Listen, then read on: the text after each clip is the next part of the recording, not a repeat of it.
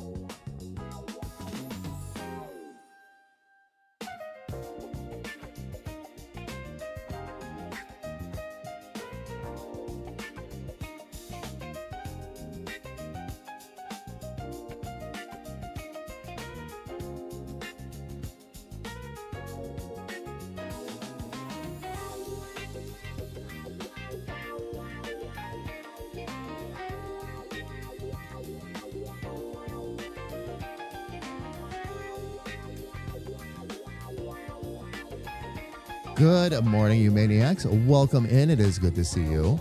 Shadow, good morning. Shani, good morning. Shani, thank you so much for the renewal, by the way. If you're still within earshot, 83 months. Much love right back to you, love. Thank you, thank you, thank you. Shadow coming in with a 50 stream streak. Only 19 to go for 69. Fam, I was able to get started a little bit early today. Not as early as I was hoping to, but we're still early. I'll now explain to you why. There's actually a really good reason that I didn't get started as early as I want to, a really happy reason. And it's right on point. It's all about game dev. Freaker, good afternoon. Sis, welcome in. It's so wonderful to have you all here. Welcome, welcome, welcome. Fam, hang on. I am straightening out a couple of things on my end. Here, just real quick. Let me make sure I have said hello to everybody before we jump into that intro. Got to say hello to Freaker, Little Sis, Shadow, and Shani. Rico, I did not get a chance to say hello to you yet, though. Rico, good morning. Wonderful to have you all here, fam. All right, fam. We're going to be jumping into some game dev today, so that is what we're going to be. We're actually focusing mostly on Mage. I was all proud of myself for doing something, and I got a little bit carried away last night, and I'll show you what I did. It's actually really funny.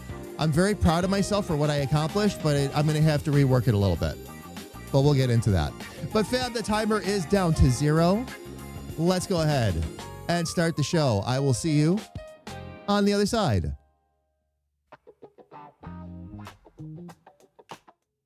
You're watching Damage Industries Corporate TV. Dicked. It's what you get. The following show has been rated C for chaos, creativity, and caffeine. Lots and lots of caffeine. That's if you can spell caffeine, by the way. I don't know. I think I'm going to end up leaving that there, fam. That misspelled caffeine. Rico, it's a nice day off to drink coffee, listen to the bald, sad bald. No. Rico, if you're going to say it, sad bald man. Not bad, not bald sad man, sad bald man. Otherwise, it loses that sing-songy rhyme. It also stays out of sync with the emo, too. Oh, no. No worries, Rico. No worries. Oh, my gosh, fam. Let's go ahead and get up on the big screen here so I can say hello to you all properly. Don't be so surprised by the early start, fam, by the way. I saw a couple of comments pop up in chat. When I can do this, I'm going to do this. I had an actual later night last night, so I actually didn't get started as early today as I intended. I was hoping to be up and rolling by about 9 or 10 a.m. But there were some things that went on at the house last night. Nothing terrible or anything like that. Just some stuff that KA needed some help with, so I was up pretty late. So we got that stuff taken care of first. And then this morning, I just got up a little bit later and because I got so much work done on Mage last night, too. Surprise, mother lickers! Remember how I was talking about how I wasn't looking forward to having to draw hands? I decided that if I was going to ride that struggle bus without any AI assistance, that I was going to just dive in yesterday and start working on it. And I got it. It took a while, but I got it. Also, yesterday on the Lo-Fi album cover, I drew clouds for the first time completely on my own, a coffee cup on my own completely for the first time. Doesn't sound like much, fam, but baby steps. And it takes a while. Takes a while getting perspectives and all that, too. I'm already beginning to see where software like Clip Studio is going to be a real advantage because I'll be able to turn things, get perspectives right, all of that. And that's going to really help. Aiden, how are you? Welcome in. It is good to see you. Welcome, welcome, welcome.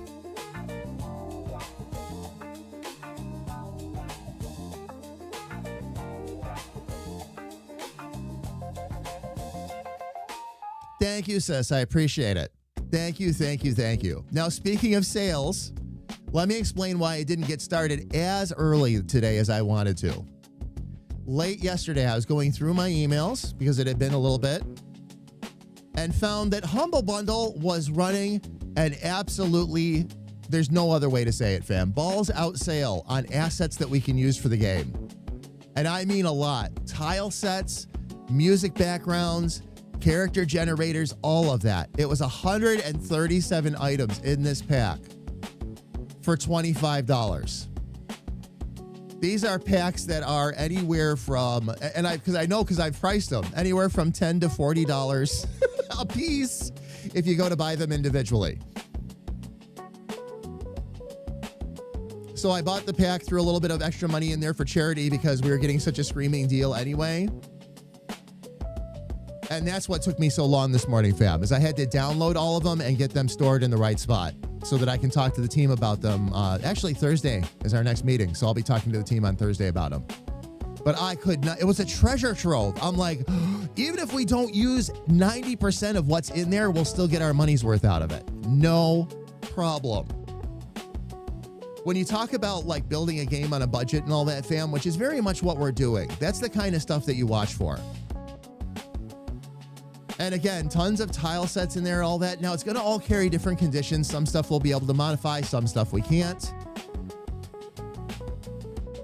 But there's animations in there too. So like weapon animations, things like that. Oh, it's going to be awesome. Yeah, just 25 doll hairs. It was such a good deal, I upped it to 35 just to throw extra money to charity.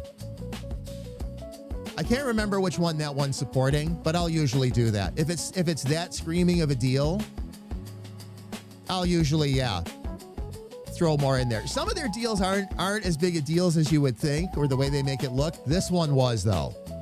Oh my gosh. You couldn't touch that for $25. Oh, you've been working with Christmas music on Suno. How's that been going, Shadow? Thank you, sis, for watching those sales for me. I appreciate it. I already have the green light go ahead on that, by the way, so as soon as the sale hits, we'll grab it. And we'll start showing everybody on stream how it works. That's going to be fun. That's going to be a lot of fun exploration and showing everybody how we're going to actually do things going forward. The biggest excitement for me is the fact that it's got the posable figures right in the software, and you can draw right over top of the posable figures. So you get things where you want to, so you can figure out your shading and all that. And then just go to town with it after that. So, oh, all metal songs, really? Metal Christmas? I didn't. Brain fry be frying, but I'm surviving. Oh, you have off this week. Oh, nice. Enjoy your break. I did start early. And this is going to happen on a more regular basis. I would have started even earlier today, but I had some background game dev stuff that I had to do that would have been really boring to watch. So nobody wants to watch you download 137 zip files and start sorting through them. But yeah, especially when I have a lot of art to do, Ferret, I'm going to jump in earlier and just start working with it. Whether I'm here as myself, today I'm here as myself. There will be days where I start earlier and I come in as Chill Little Tree, and I'll stay as Chill Little Tree until 2 p.m. when I normally come on camera, and then I'll switch over to the camera. But today it was like, we're only going 1 hour longer, so why not just get on camera and stay there? I'm feeling really good today too. So it was a good day to be up here. Doing the art thing as well today. Oli, what are you doing?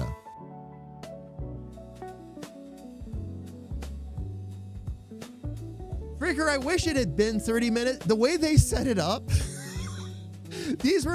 all of those files were individual. It would have been nice if they could have dropped it into one big spot. I understand why they didn't.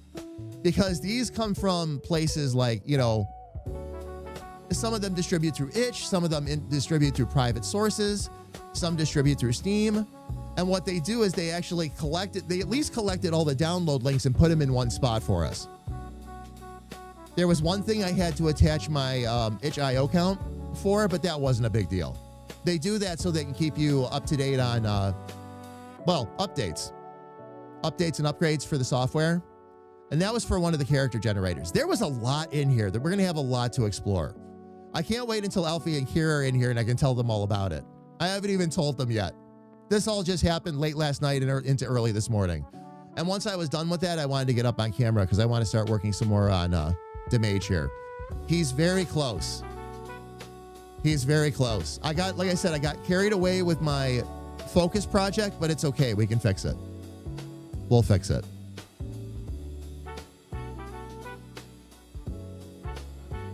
Oh, working on merch, Oli. Nice. Shirts, mugs.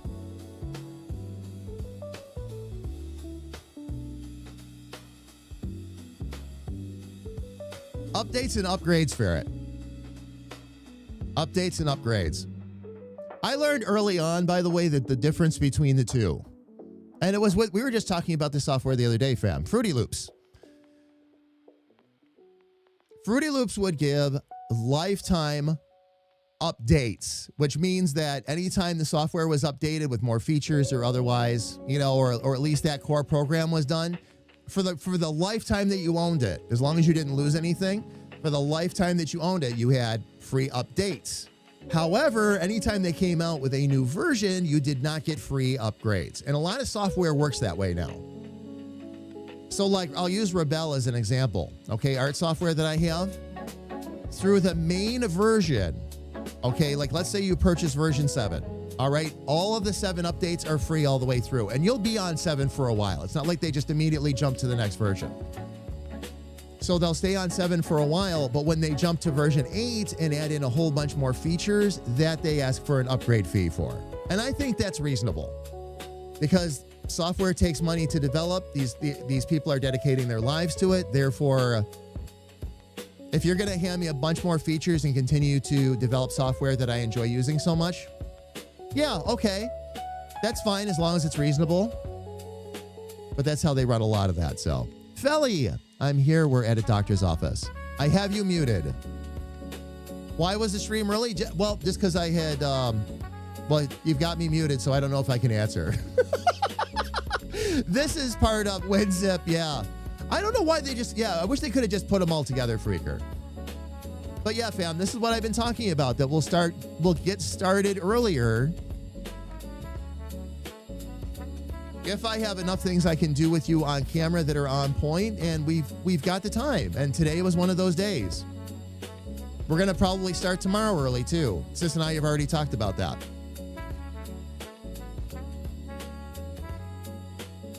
I'm guessing around 11 a.m. or noon start tomorrow. Depends on how long our meeting runs first, but then we're going to jump pretty much right into the stream. We're going to take a quick break. We're going to do our meeting, take a quick break, and jump into the stream. So we'll probably start earlier on Wednesdays, pretty much like clockwork. If this works, pretty much like clockwork. A lot of artwork to do, fam, and I love spending time with you all here. So we're just going to keep right on doing that.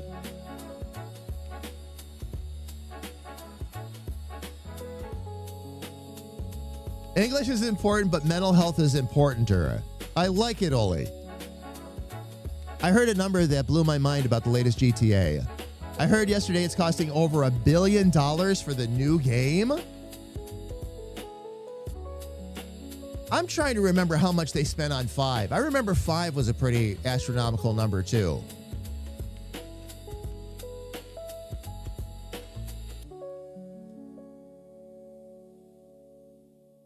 Is it out of the realm of possibility that you could spend that many millions of dollars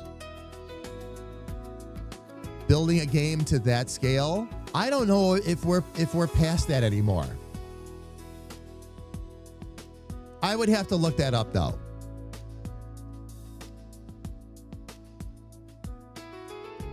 Was that an official report, Ferret, or was that just talking to some other gamers and all that? I'm really careful with GTA rumors after what happened the last time. Where I was totally wrong, by the way, fam. I'm really careful with GTA rumors now because there's a lot of them. There's a lot of them.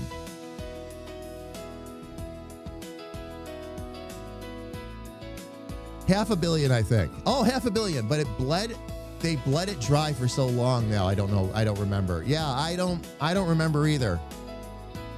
Friends were talking about it, and it's not fair that the thing is that with game development now and a major AAA title like that they are probably going to ride for the next 10 to 15 years. Would they take that big of a gamble on GTA, especially now that they also own everything revolving around GTA RP? They might take that big of a gamble as a company because they're talking about GTA. They'll probably make it back. Plus some. It's a very long-term investment for them, especially with everything that goes on with GTA Online. And again, I don't know if how they're gonna build in the RP aspects or if they're gonna do that. But if they build it all in the one package where people don't have to struggle anymore, rock on. Rock on. Oh, it's there, yes. Oh, Freaker, it's a cash cow for them, absolutely. Absolutely. 36 canvases drawn on it, 12 to go. And then, oh, nice. So you're doing all your preliminary designs and all that on the canvases right now? That's what you're working on? That's awesome. Just said in another stream, the trouble recently with AAA games is they keep aiming for movie-like instead of actual game quality. And it's making them less worth the prices. There was a big article I read, Aiden. Ubisoft came out because they're having some problems right now. And they're not making the money they feel they should off of a lot of these flagship titles. And they're more concerned that the single player experience is going to completely go away.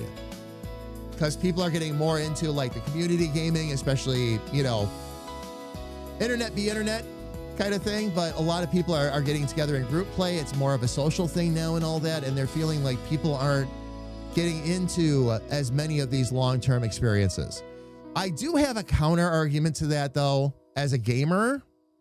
All right. And somebody that has been one for a very long time, even worked in the industry and all that. When they talk about how they're losing money on some of these single player titles, I have to counteract that with, you've been giving us the same games for a long time. Like when Ubisoft comes, and I'm not saying these aren't great games, okay? But when Ubisoft comes and they're complaining that maybe Assassin's Creed didn't do as well as they thought it should. And I understand, like the recent ones have been actually really good. Like I've heard a lot of great things about them. But it is still, at the end of the day, Assassin's Creed 20.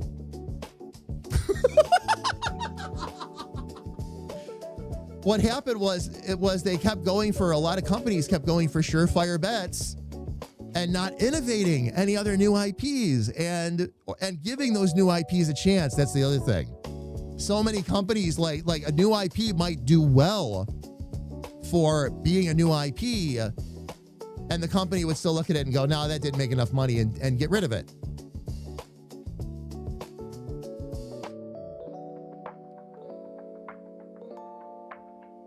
If they keep adding to the game like they did with 5, people will buy it. Yes, I agree, Oli. I agree. There'll always be solo games worth playing. It just needs to feel like a game. Yes. Yes, no, exactly. Cough, cough, Pokemon. Oh, man. Yes. Oh, Kira. Kira, I remember this came up the other day. We were joking about, remember when Pokemon hit that era that the Pokemon they were naming, like the names were getting phoned in? I need to go look up the website again. Like there's a list of them. But yes.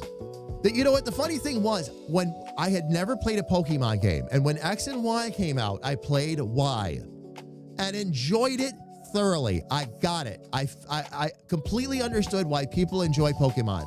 Whether you're going all the way back and playing it on a Game Boy or you're playing it on current consoles, it's a really fun game. With the battling and all that, and I understand you can get into all of that. The problem that I ran into is I went to go play another Pokemon game, and it started feeling like the same thing to me. And when I run into situations like that, I stop playing. It's no longer any fun. It was basically a wasted title. It's the reason I never played Oblivion. Again, great game. And I'm not talking about the quality of the games, fam. I'm talking about how they all have this repetitive nature. And they'll, and then they're like, well, I don't understand why we're not selling as many copies anymore. And it's like, you're not selling as many copies anymore because we've had this experience 20, 30 times. Also, because you have companies out there.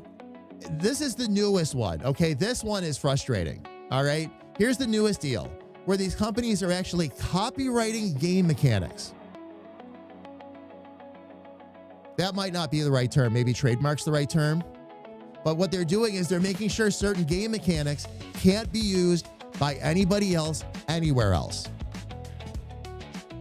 Lord of the Rings, the Nemesis system, which was fantastic.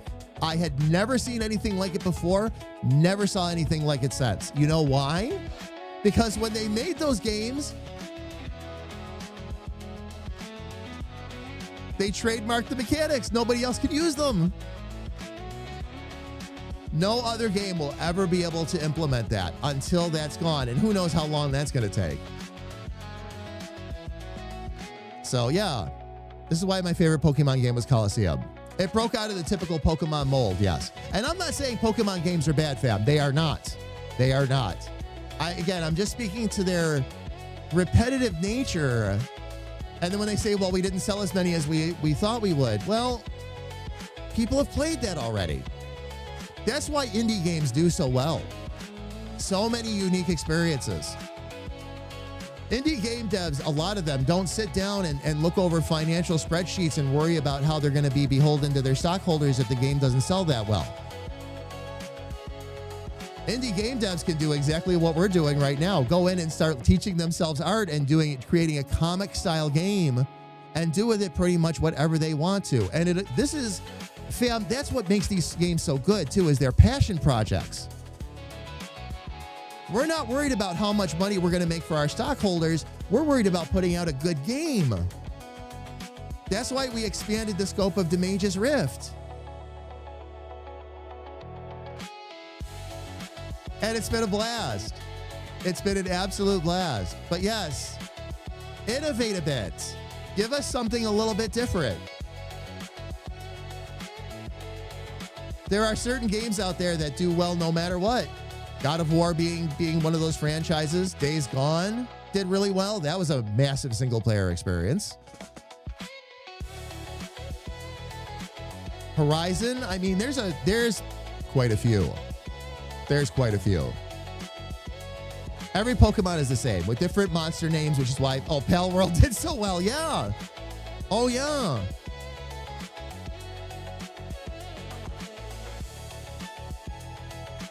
Then the game falters so bad.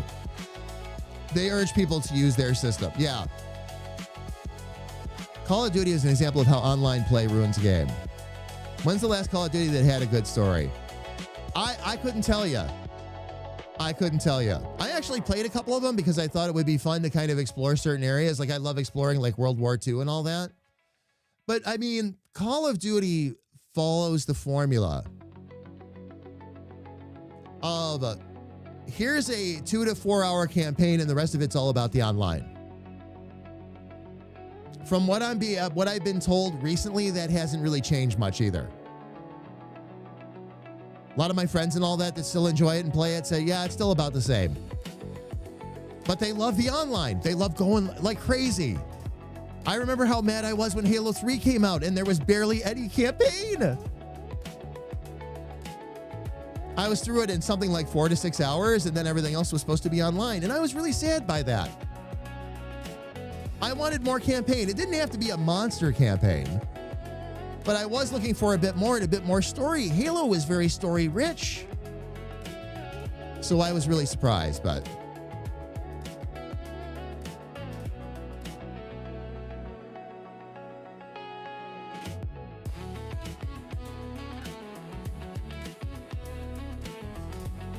another reason people have been pushing away from some AAA is because of the use of AI. The thing is, yeah, AI usage is fine, Aiden. It really is. It's all in a matter of how it's used. The problem with business and AI in general is business uses AI to kind of, I want to say phone it in. So a lot of things, because they just let the AI do it and think they're saving themselves labor, tasks end up going half-assed. And there's no other way for me to say that because AI isn't there yet. It has a lot to learn. Can it get there? Oh, absolutely. Is AI a valid tool? You bet it is. You bet it is. Is it designed to do everything for you? It is not. It is not. And I am aware that a lot of companies now are trying to employ more AI in their creation to try and help get more work done. I'm worried about the messiness of that, really.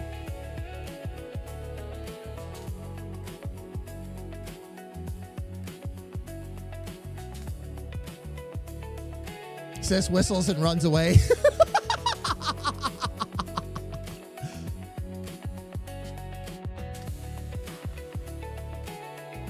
No, Ferret, I gotcha. Nobody likes to be tied to anything. What do you mean I got something early?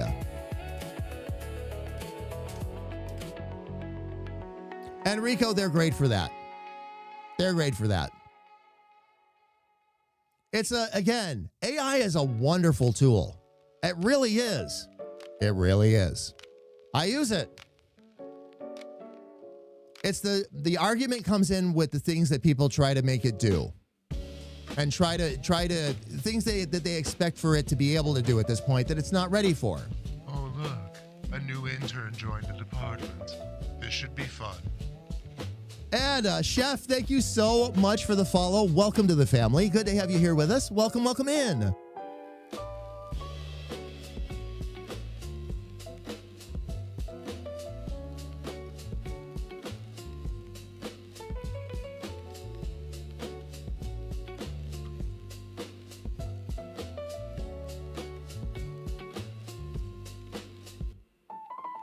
You heard my computer make a noise for me. I wonder what it is. Found you in the one-shot Discord. Well, Chef, welcome. It is good to have you here. Now, do you stream yourself, or it's okay to talk about it here, by the way? Do you stream yourself, or what do you do? It's great to have you here. Thanks for stopping in to check us out. You do, but mainly on Kick. What do you stream, Chef? My two platforms right now are Twitch and YouTube. I'll look at extending that out maybe more once they start to adopt like the AV1 protocols and all that. So we use less bandwidth to send our signals out, but that'll take some time. An interactive cartoon show.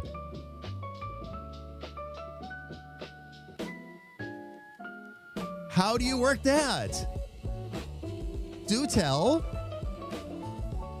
Chef, what I'm doing here, and it's the fact that we're talking a little bit about AI is kind of on point.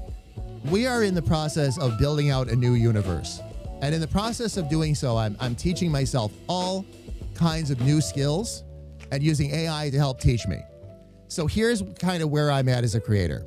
It's go time on a lot of our projects. Okay, we have Twitch going on. This is where Creative Free Flow comes in, and we kind of do a Bob Ross-ish kind of show here. It's that part of the canon.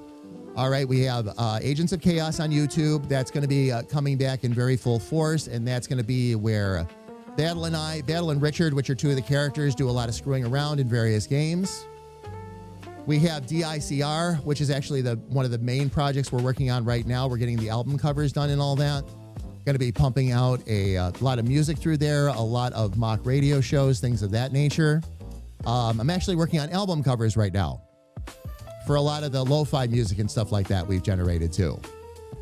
And then on top of all of that, of course, what we're working on today, Tuesdays are Game Dev Day. So I'm actually showing off some of the characters we're developing, things like that. A lot of what we do, okay, is what I call, we don't let the AI do it for us, okay? I'm just being fully honest here, okay? This is what I call AI cooperation. And here's what I mean. I let the AI, and little sis has been getting a kick out of this, by the way. I've been letting the AI teach me how to do art. So what I do is I challenge myself. I will have it do a mock-up, okay, and I'll sit there sometimes and work with it for a good 3-4 hours, getting a good mock-up together for what I have in my mind, like how I want the character to look and all that.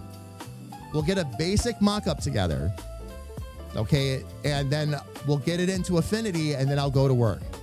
This has been, so all of the characters are, it is my artwork, fam. What we've been doing is it's allowed me to learn how to use the tools. First off, that was one of the key things I was really weak with. But once I started getting good with that and the curves and the drawing and all that, then I started drawing, wait a minute, let me make sure I have the right button ready. Then I started drawing on my own. So there's a lot of things that are showing up in here now that were not even close to being part of the mock-up. The other thing I've been doing too is making the mock-ups more and more and more generic, so that I have to do more of the detail work, the shading and all that. That's how I actually stumbled into that new art process that I use now. That allows me to create all those dynamic shadows and everything. I was using it on Stanton last night. That's how I figured out how to do hands. But it's a process. It takes time. There are still times where I'm very much tracing because I'm learning the lines and the shading and the lighting and highlighting and all that. But now there are times where I'm just drawing it right from scratch myself. And the more and more and more of that I do, the less and less I rely on the AI. But we're already at the point again where the mock-ups are pretty basic, because there's a lot of things I want to add in on my own.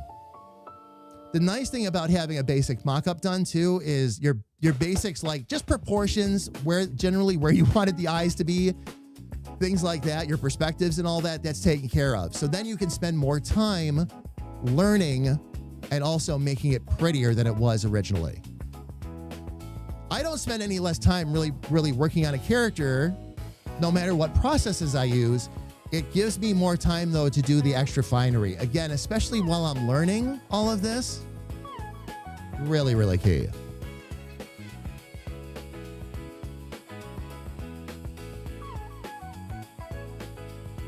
Perspective is always the hardest, Chef. Yes, indeed. That's one of the other things I've been doing too, is that one of the big programs, Chef, that I'm looking at right now, I'm using Affinity. And one of the things I love about Affinity is what I went to after I dropped Adobe. I was having so many problems, and I won't go long down this road, but I was having so many problems with Adobe on top of some other issues I had with them, that I was like, I can't keep spending this money. This is getting really silly now. So we started looking into alternatives. I got Affinity before Affinity was free. I actually bought it. Now it's completely free. And it is great software. It is great software. Does it do every last little niche thing that Adobe does? It does not. It gets awfully close though. And again, completely free. Where Affinity is going to make their money, okay, and that's obvious. What Affinity did was they bought Leonardo, which was a artistic AI company. So if you want to use that to, like, if you need to enhance an image or you need to extend a photo or something like that, you can do that. But what I like about how they handled AI with this is artists are very touchy about AI, okay? Even I have very specific rules on how I handle it and how we do things here. Because I don't want it doing the work for me, I want it to help me learn. I want to be able to do these characters on my own. These are my characters. The character that I'm working on the screen right now looks like me. So it's got to be my stuff.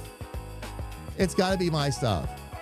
But again, letting it teach you and learning that way and progressing that way. Oh, yeah. I had this talk again with somebody about Suno, too. Like right now, and I can't open too many Battlefronts in Learning Fam because I've got a lot of work I've got to do. But for certain songs right now, we're using Suno. Original lyrics, very heavy prompting. Very heavy prompting. But it's again, it's Suno actually creates the song at the end of the day. How long do you think it's going to be knowing how much I love music before I get the bug, and that as soon as I can afford the software to do so, I'm going to start making our own.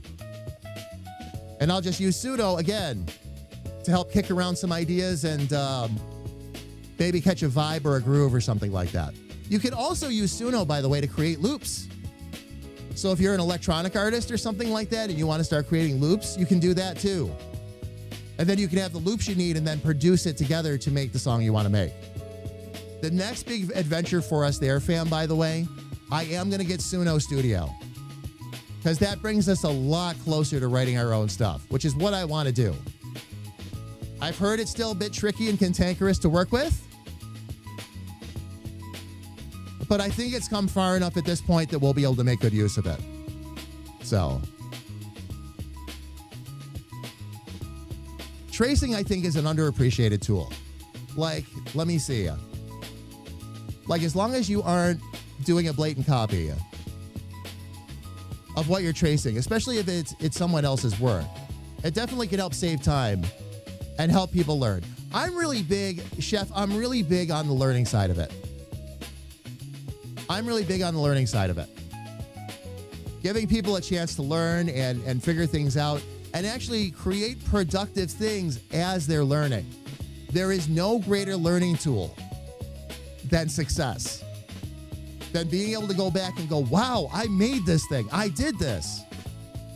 9 months ago, Chef, I couldn't create like this.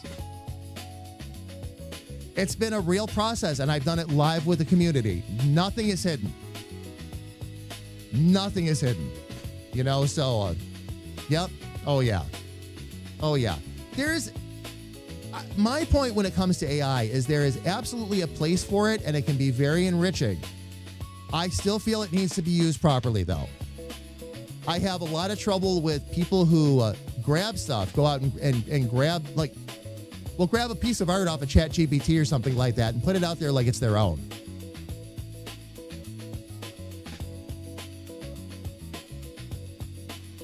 It's a fun discussion to have. You know, a lot of artists are getting busted for using AI. I'm like, the reason they're getting busted for using AI is they're not being honest about how they're using it. If they'd be honest and upfront about it, it wouldn't be a problem. Nobody could call them out on that. But the problem is people keep, and this is part of what gives it a bad rep too. People like will grab stuff and they're like, oh, this is mine. No, it's not.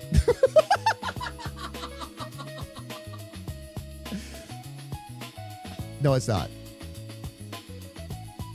And if you've ever worked with AI to do art mock-ups, things like that, just trying to get an idea on some things, you will spend hours trying to get something to look close to what you wanted to do.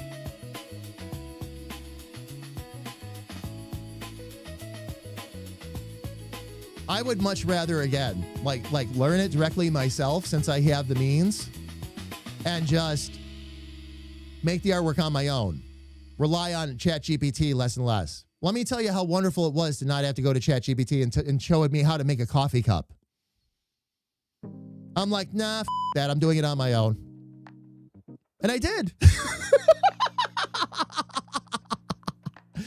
Oh, man. Characters got to be original. Oh, for the backgrounds and stuff. Yeah. And you can, if you needed something, like there's going to be a couple of AI videos that I generate and put in the game, by the way, that are going to be put there intentionally as AI videos in a joke. There's a couple of songs we've written through Suno that we're going to put into the game, and they're a scream. They're hilarious. There's no reason for us not to include them, especially because Kira and I have been writing all the lyrics for the songs. Actually, I take that back. So is Elfie. A couple of the songs you'll hear in today's playlist, Elfie wrote them. And it's fun. And until you get to the point, it gives you a chance to work with something of quality until you're able to get to it and do it yourself. And learn those skills. Again, it's all about learning for me. That's why I get mad when people start banging on it, because it's like, no. I agree with banging on it again. If people are abusing it and not using it properly all day long. And you see a lot of that out there. But people, again, that are using it as a tool or a teacher, especially, good for you. Go nuts. That's what I've been doing, again, live on stream, is showing everybody how I've been learning.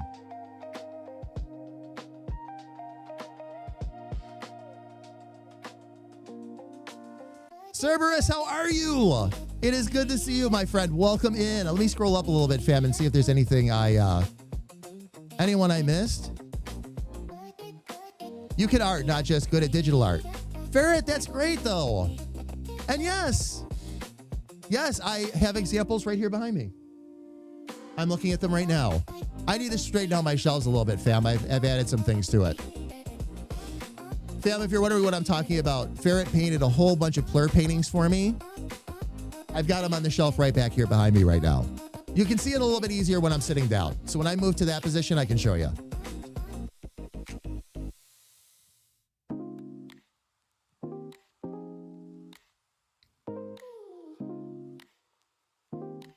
I didn't. Oh, Adobe is You know what I find funny, Aiden, is anybody, whether you use Adobe or not, so many people tell me that. And as somebody who used it for a long time, especially, I'll tell you what, let me tell you how much my life changed, especially for video editing, especially with all the stuff we're going to be doing in the very near future, switching over to DaVinci and getting away from Premiere Pro. I can't even begin to tell you how much work, time, effort was lost because either the program was lagging, and these are all common things. I'm not saying anything across the airwaves here that we don't already know about, but it would either lag, or it would hang up and crash, or I can think of a few other things that happened to me along the way. But oh my gosh, just a lost productivity. I couldn't believe how much faster I could work with DaVinci just because it stayed up and running. It is a better editor too in this case. Affinity is debatable in terms of features, but when it comes to DaVinci versus Premiere Pro, DaVinci's got it. It's got better color matching too. I was able to do some really cool things with, like, when we were recording in Fallout 76 and all that, because Fallout 76 is a hard game to see. I was able to do a lot with the lighting and coloring and all that, so.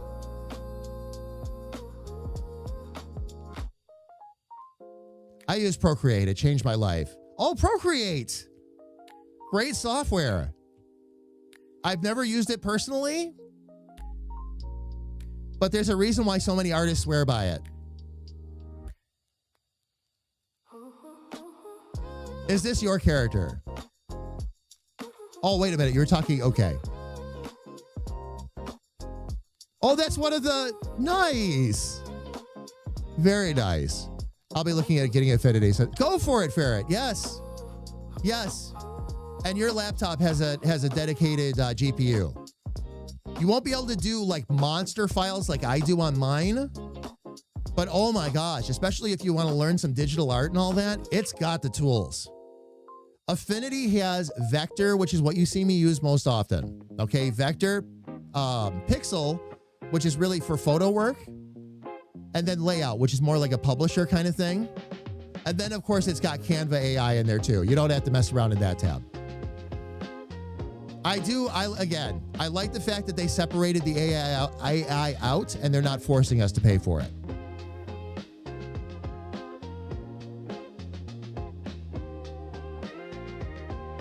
I totally feel that. Characters got to be original. Oh, wait a minute. Okay, that one we talked about already. Oh, Suno 4.5 is insane. Yeah. Oh, yes, it is. I've been using version 5 a lot, the beta. I love pushing up into the next version, the beta version, and see what it can do. And 5 has been really good. 4.5 is great. 4.5 is great. I want to get in and play around more with Studio, though. And right now, by the way, they have a sale going on the Premier plan, which is the one that includes that. So I'm going to take a look at that and see if I can afford the upgrade. I did just eliminate another business expense out, a regular one, so I might be able to do that. Because it's a tool we're going to end up using, so. I use Suno to make instrumental tracks. Oh, and then sing over them. Nice. Chef, that is awesome. Breathor's eggs, freshly laid. Breathor, how are you? It's good to see you. Welcome in. Welcome, welcome. And then I even learned something from you. Yes. Yes, sharing the AI prompting and all that. It's been wonderful. Although, Ferret, I will say this again. I've said this on stream before. There's never been a time that I've gone off and shared something with all of you, like a creative process or something like that, and I haven't almost immediately gotten something back out of it.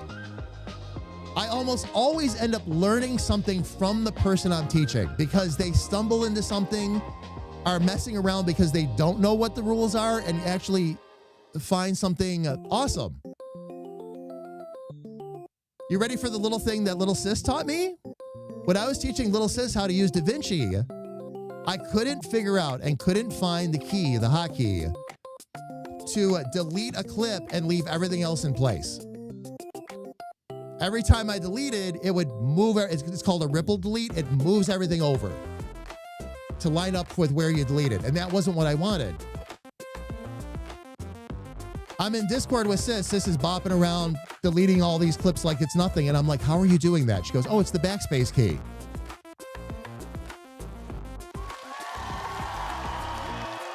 You don't say. But that's what I mean. And let me tell you how much that one single thing has saved me hours of time now.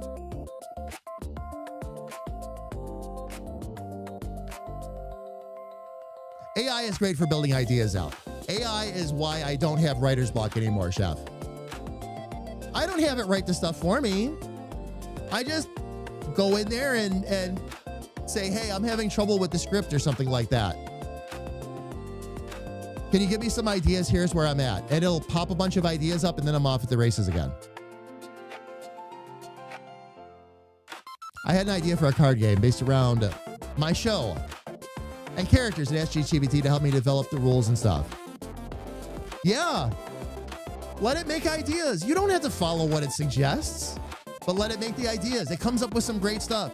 Where ChatGPT is good is it will come up with things. There's no way as a human being you can remember everything. ChatGPT is software and machinery and has access to acres of information. So it can do that. Let it do that for you. Let it think of the things that maybe you haven't thought of.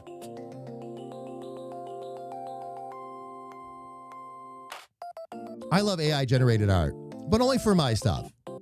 I'm not an artist, but and yes, personal enrichment, Rico. Personal enrichment, indeed. Indeed. But I can tweak it and it makes me feel like you created something. And you did. Rico, you did. You did. If you, and this is what I was getting on about before about success. If you start having successes with things, it makes you want to do it more. And that's just it.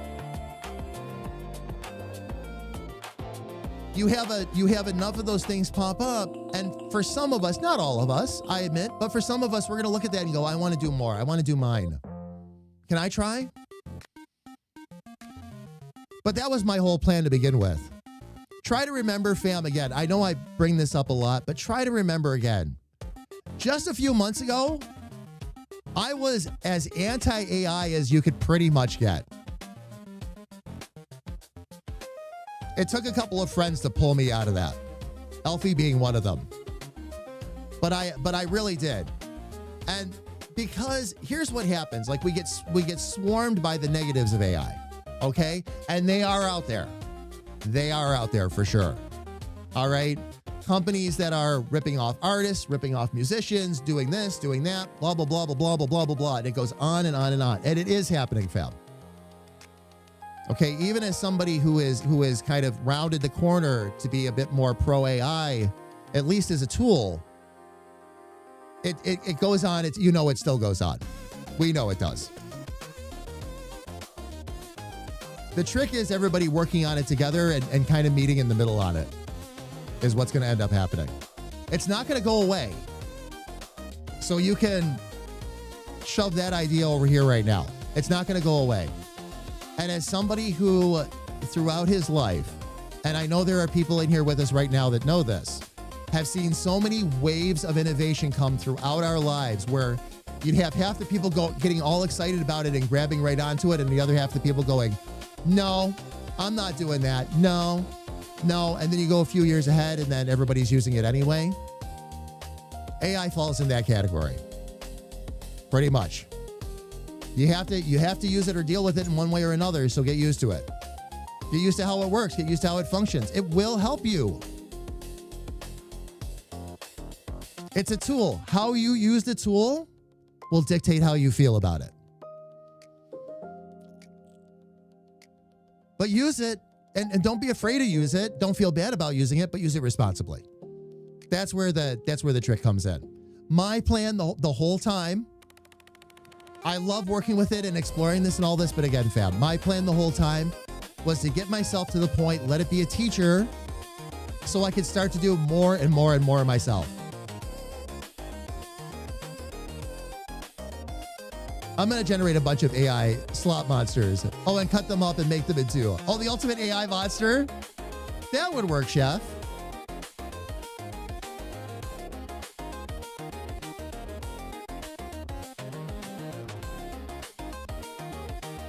Procreate is just very fluid. Yes, it is. Oh yeah.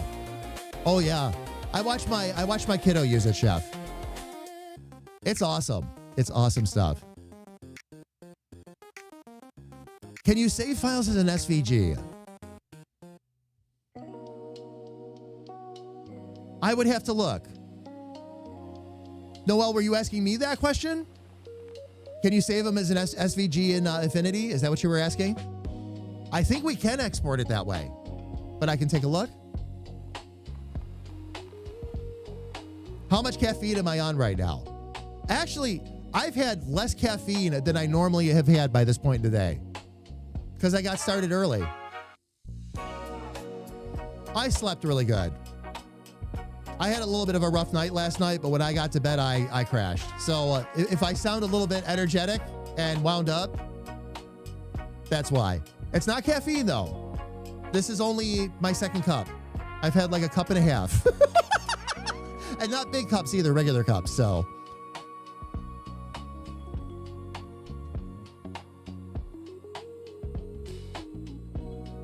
Should be able, okay. I think it's in there. I'll take a look. I will take a look. Angel said you should. Oh, that would be with the vectors? Okay. Cricket can use SVG files? All right, hang on. Noel, let me look. We'll try and export right now. Let's see. Export as... yes. SVG digital for small size, for high quality. SVG flatten if it needs to be flat. And just straight up export.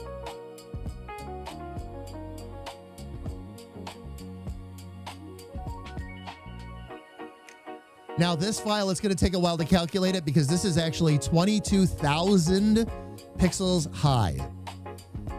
I do the character sheets extremely large, so for a lot of reasons. It's trying to estimate the file size. I just want to see how big this is. This is just a straight up for export. Oh, only 5.9 megabytes. Now for an image, that's a lot, but that's still not really a big file, so.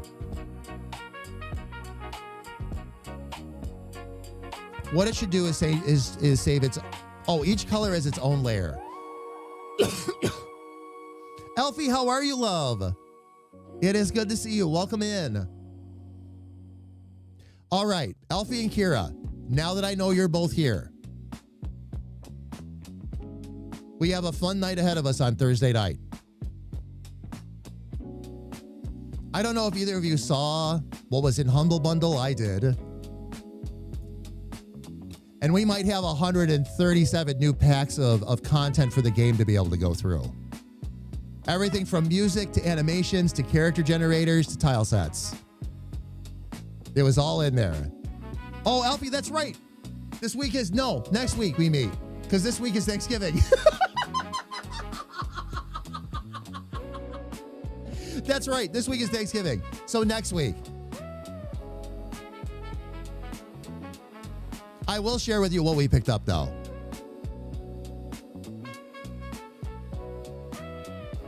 Elfie, none of us would be. None of us would be. I was going to say, tons of food. No. I had forgotten about this week being Thanksgiving. No, we'll skip this week. We'll skip this week. We can get together next week. Because I won't get a chance to. Thursday would usually be my writing day for the script. And I'm not going to get a chance to do that on Thursday either because of Thanksgiving. So, we'll meet next week. Food coma. Oh, indeed. Indeed. Fam, by the way, ads are running right now. I need to go get myself some more coffee.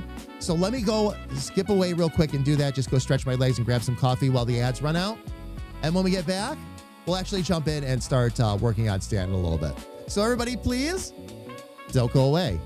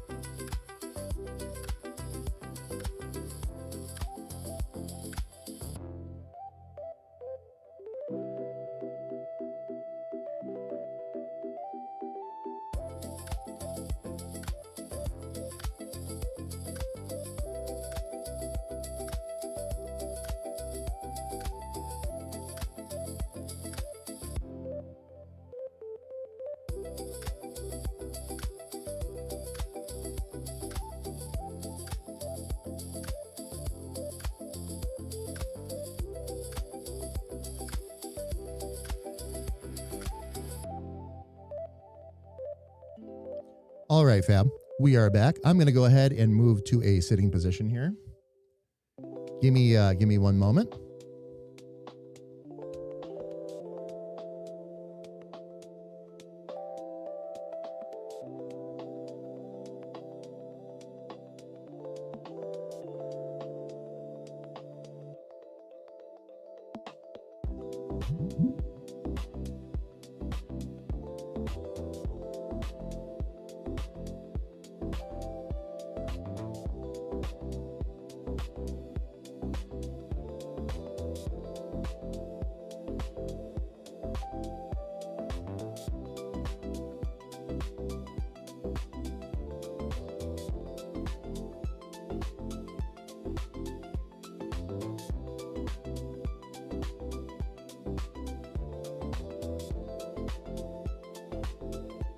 And you're home. Welcome in. Thank you, Shadow, for letting me know. Surprises. I forgot about, yes, I got it, fam. Gotcha. Thank you, loves. Thank you.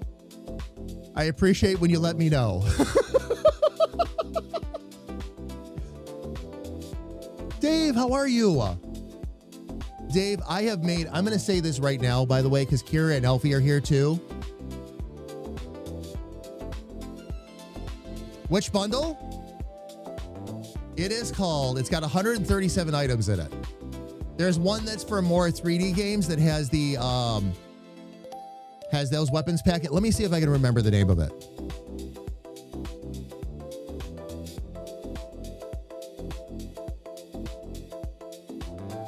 Ferret, hold that thought. I'll answer that question for you in just a second. In just 1 second.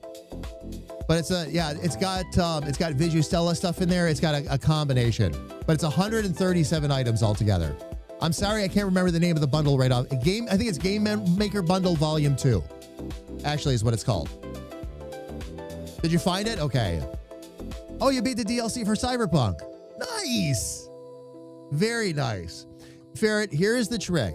Okay, emotes are tricky, and honestly, it is a learning process that I'm going to be doing relatively soon because I want to redo our emotes.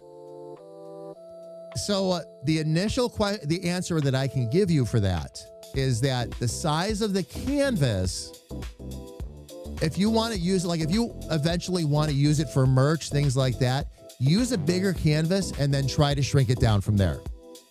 The trickiest part with emotes, Ferret, is that you'll make what looks like a beautiful emote. And this is where I need some learning myself.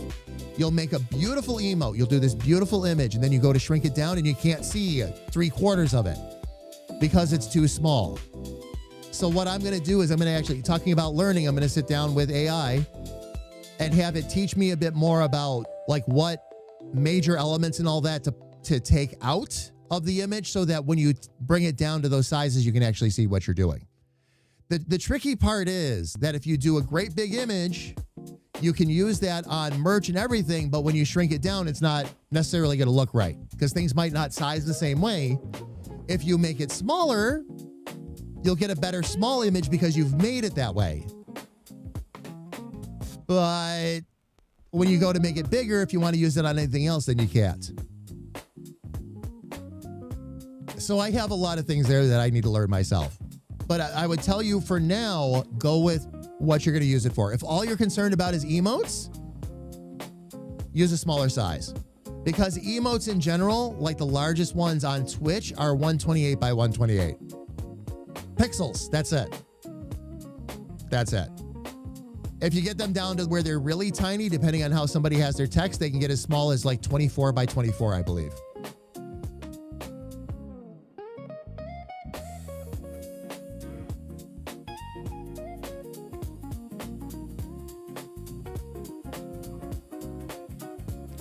Oh, Dave, I am so sorry to hear that. I just saw your message.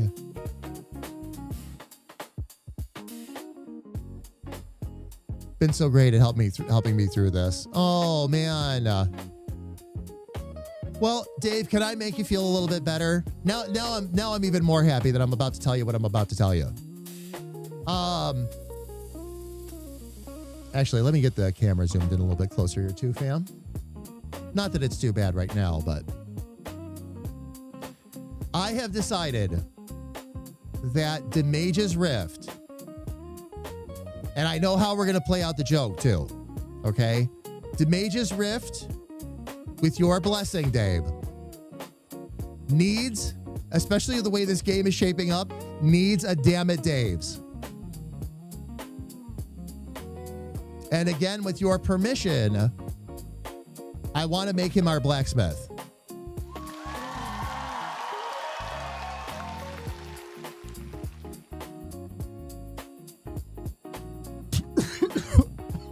Excuse me. I'm okay.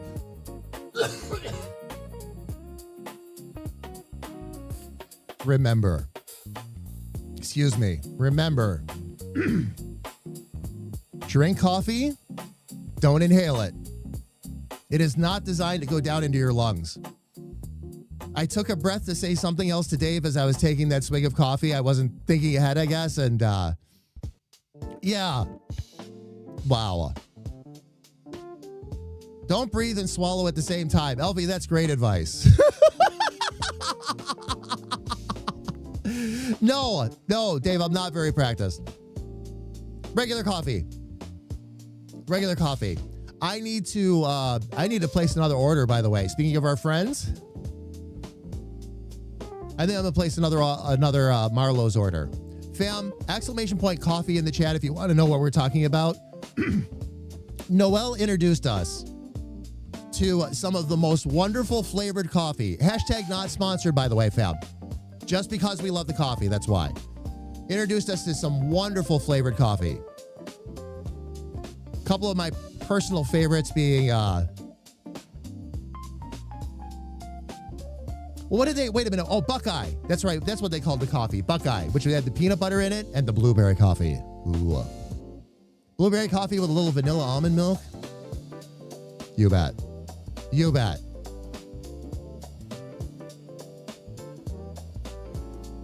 Breathe air, drink coffee. Not the other way around. Yes.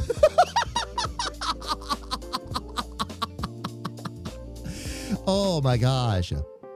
Banana nut is really good too, yes. Buckeye, maple, blueberry. But yeah, fam, there's the link. marlowscoffee.com. And again, not sponsored or anything. We just love the coffee that much.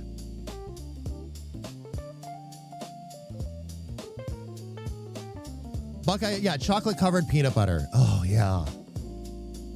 Oh, it's an Ohio thing. Okay. That makes more sense, Noel. I just love the chocolate and peanut butter.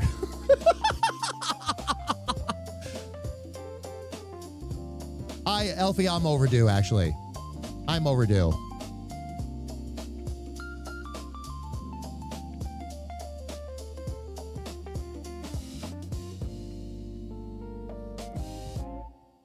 Is the Buckeye State. Yep. So everything is Buckeye. Nothing funky in my coffee, please. Other than coffee. The flavored coffees, Ferret, what's really nice about the flavored coffees is they are flavored. Okay, like you can taste a little bit of blueberry or a little bit of peanut butter, but it's there as a flavor enhancement, not as something that takes the coffee over. That's what makes it so good, by the way, is that it's not trying to make the coffee taste like peanut butter. It's just trying to enhance the flavor with a little bit of peanut butter flavor. And it works. The blueberry is the same way. The banana nut, same way. It's really good, but it's how they make the flavor work with the coffee, not overtake the coffee.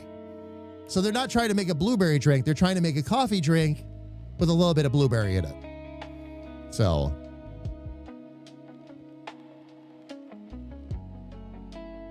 Oh, the maple nut crunch.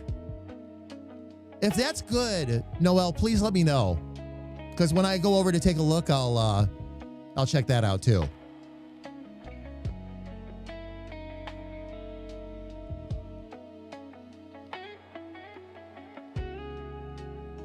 Oh, you loved it, Elfie? Oh, okay. There's a vote for then.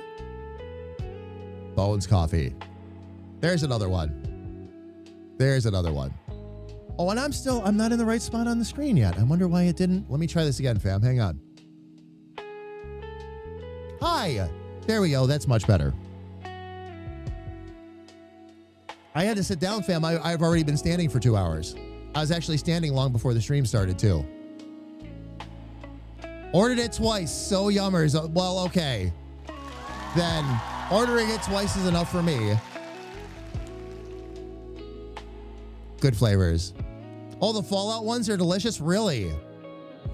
See, I normally wouldn't expect a commercial coffee like that to be good. So that's awesome. Bigger, bolder, shinier. Alfie, what were we doing that for again? What were we going to do Bald 2.0 for?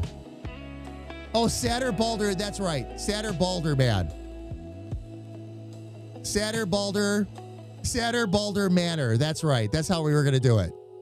2.0.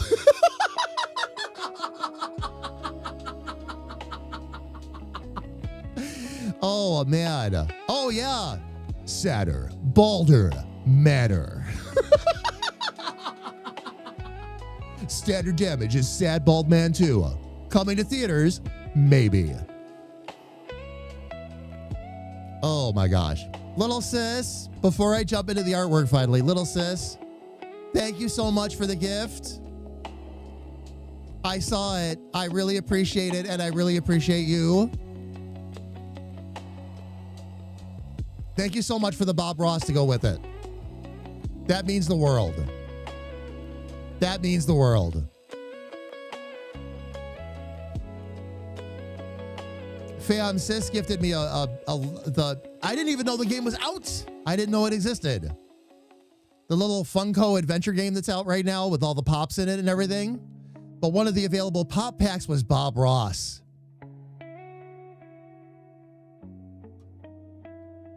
Thank you, sis. Thank you, thank you, thank you. Need to get the other bundle. Oh, the one with Mega Man and all that? Yeah. Oh, yeah. Fallout Coffee. It's full of rads and gets you feeling Gould. Before you get to the bottom of the cup, yes.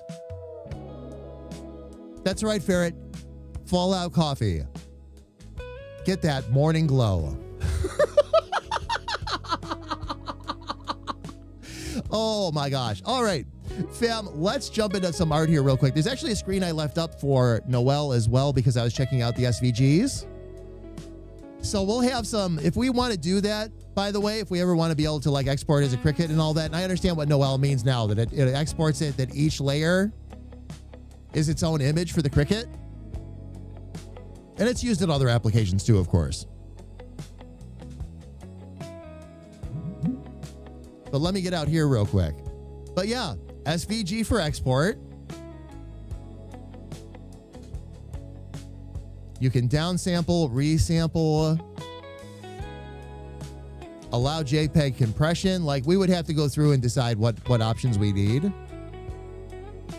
Then you can do an SVG digital small size. You can do a high quality, which is probably what we use for like merch and stuff like that.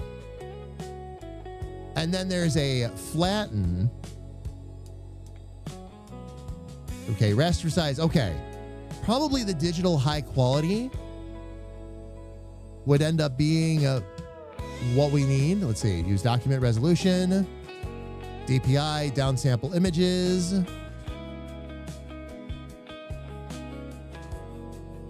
Whole document.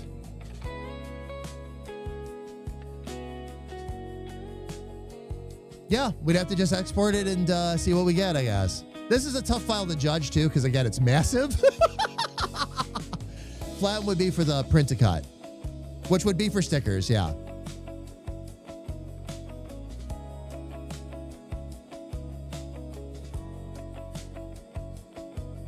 I'm so excited to get to play as Bob Ross. But, fam, this is where I'm at, okay? And I told you all I was going to show you what I was really proud of, but I also screwed up at the same time.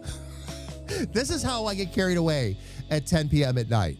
I was working on the hands, and suddenly I got on a roll, okay? Now, this hand over here, which isn't perfect either. Let me get to, actually, the Mage's right hand first. This isn't perfect either. I have a little bit of work to do here, too, but that's a lot closer to the mock-up, okay? This was not. This I did completely on my own, including the advanced shading. Fam, I was sitting here looking at my hand like this, like I was carrying something. Now I made only one small error. Well, actually a big error, but we'll get to that in a second. The error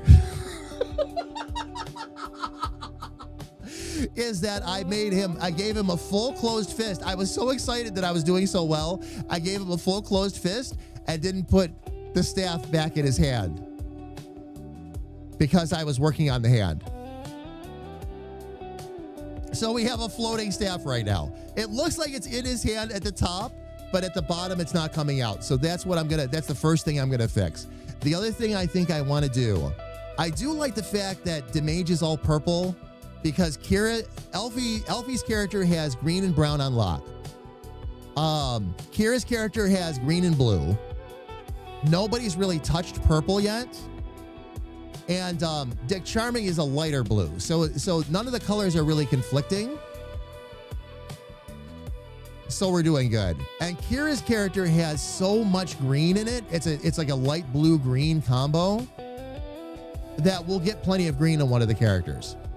So for the Mage, I'm either going to leave it at this purple, which I really like.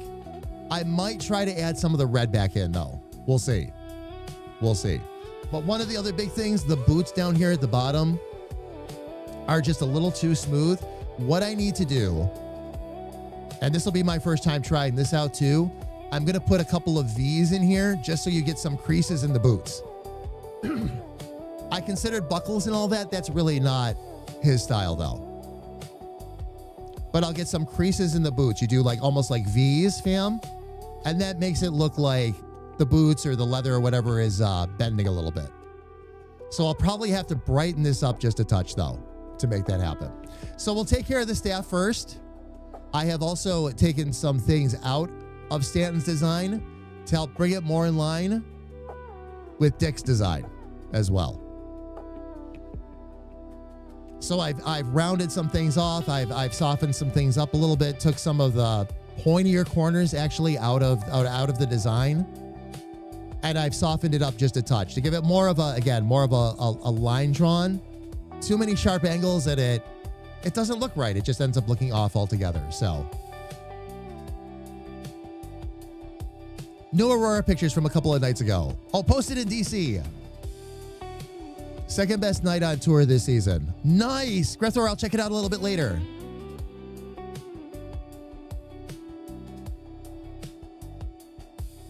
One thing I noticed while the Mage was in the small corner is that the purple background eats the detail on eye. Oh, I see. And you can't see the eyelids. And the iris placement looks like a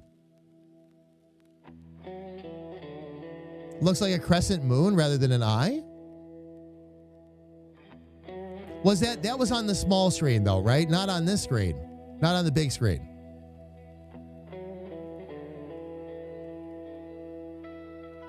When zoomed out, it looks like, oh, okay. All right. If you zoom out, yes. On tiny screen, well, okay. On tiny screens, all bets are off. Because what it does is it shrinks the whole image down and it tries to compensate as best it can when it does that. But yeah, the colors of the background and the eyelid are so similar. That is okay. Let me take a step back. Okay, fam, keep in mind the background is just there so I can be sure that I'm keeping the vibe proper. So purple character on a darker purple background, that helps me keep the vibe I want to keep for the character. So that's just a tool. That's not going to be a permanent background. When you take that away, that's fine. But the other thing I do with these, and again, just a vibe tool, there's an overall room glow that I use so I can see what it's like under darker conditions.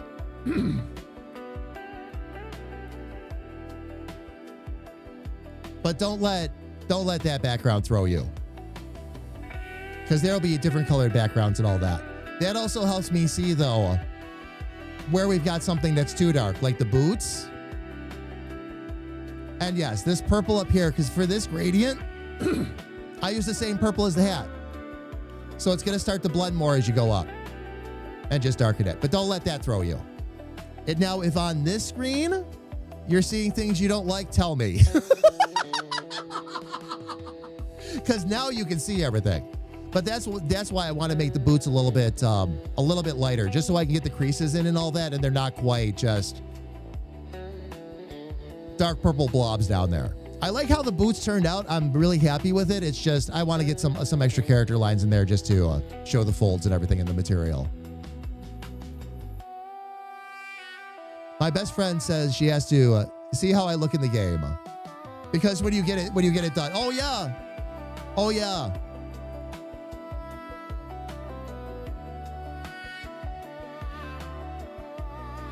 Blue said that Maple Nut Crunch is fantastic. Excuse me, it's fantastic. Too positive on that? All right, I'll have to give that one a try then. I will give that one a try. I will add it to the list. There isn't a coffee I've had from there yet that I didn't like, so I don't I don't know why I even ask anymore. It's like, ooh, coffee. Make all those friends download and play it. It'll be a blast. It'll be a blast. Dave, I'm including a lot more in Mage's Rift than initially intended. And I think that's going to be a good thing, because there's going to be a lot of characters in Mage's Rift that we might not get to see for a while. I told the dev team, and I'm still, I'll say this here, I'll say this for Noel's benefit too, while we're all sitting here talking. I am still, there's a character, okay, based on, I get a little excited when I start talking about it. I'm sorry. Let me take a step back and take a breath. There's a character very near and dear to Noel, Tasha, okay, that we've been in RP situations with these characters before, okay? I approached Noel and asked if we could include Tasha in the game. Now, when she said yes, and I was over the moon about that, now I had a lot of debate as to when, where, and how I wanted to include Tasha, because I'd like to have Tasha pop up in the game sooner. And there's a reason I'm telling this story, fam. Sooner, but her main storyline doesn't play out really until we get to chapter 5. And I've been thinking about a lot of these characters that we've been talking about, because some characters you're not going to get to see again until we reach their respective chapters. Like Richard in battle and all that won't show back up again until chapter 2. We don't get to Stanton until chapter 4. We get to Bleep, which is Elfie's character, and Lyra's characters in chapter 3. Squirrel doesn't pop up until chapter 4. I'm sorry, Stanton is chapter 5. Stanton and Granny are chapter 5. So we need ways to bring them in sooner, basically. Because these are major characters. Even if it's light and you're not playing them as them or anything like that, we've got to build them in. So I'm trying to decide, and I won't talk about it here on stream. I'm deciding exactly how I want to canonize Tasha. That's going to be another fun character design when we get there. But one thing at a time. But yes, there's a few decisions I've made recently of people and characters I'd like to bring into the Mage's Rift. It's not wasted time, fam, either, because we'll design these characters. These characters will pop up again later in the game. Their base design's already done. Now I just have to go in and modify them, depending on what we want them to look like. All this character work you see me doing, these are bases for what the characters are going to look like going forward.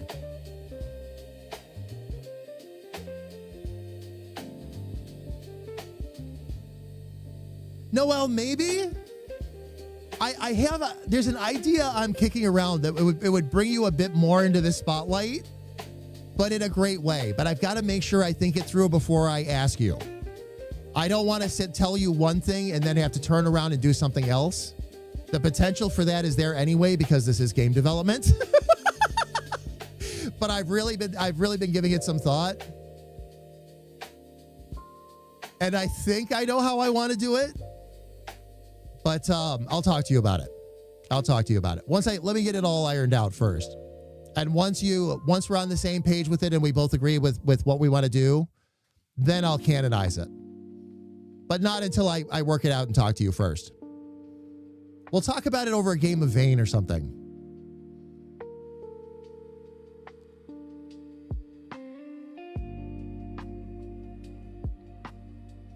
Oh, Dave, absolutely. Absolutely. I have seen pictures of you before, but I will have to probably, well, I don't know. We'll see. A lot of it will be determined by how you would like the character to look. That's where a lot of that's going to fall. It's how you would like the character to look.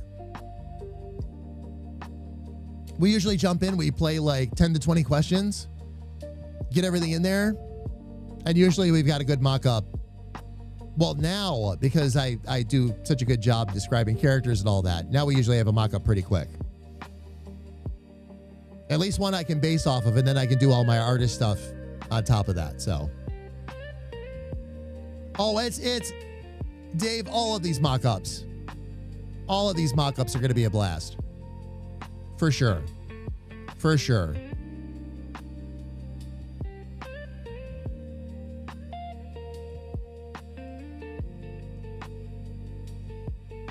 All right, let's get in here.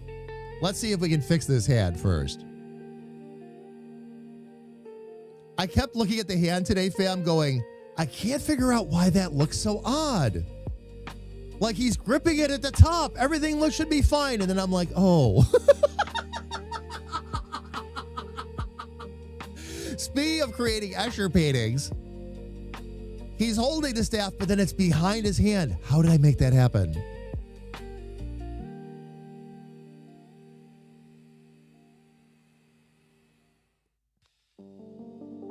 The staff is just laying in the corner there, yeah. Just as a random fist. He's like, yes.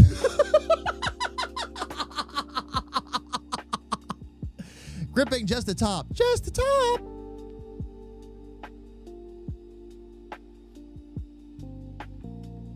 So, what I'm going to have to do, I'm wondering if I can do this just without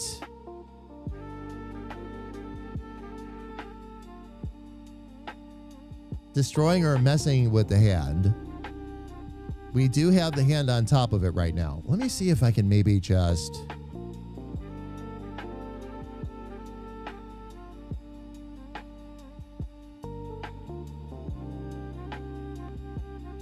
It's such a good hand, and now I've got to destroy it. Hands are a pain in the ass, fam. They really are. I had been told by so many artists that they were, and I'm like, I am not looking forward to this task. I am so proud of this. I'm going to allow myself just an extra second to take this in before I start destroying it. And I'm not really going to destroy it, by the way. The thumb and these two fingers here are fine. It should start to come out, start to show in the hand, though, over here. So that's what we'll have to try and work our shadow around. What I'm thinking I can do, or what I'm hoping I can do, is just manipulate. Let me get over to vector, and I'm going to manipulate those curves around the staff. I think is going to be the best way to do it. If that doesn't work out, I can always hit undo. Life moves on. As a matter of fact, let me save that right now too. So that curve's fine. That curve is fine. That one is fine until we get to about here. Let's see what I can do to wrap this around there. Oh, and I'm going to need to... we're going to have to break the curves, actually. Okay. Nope, so be it.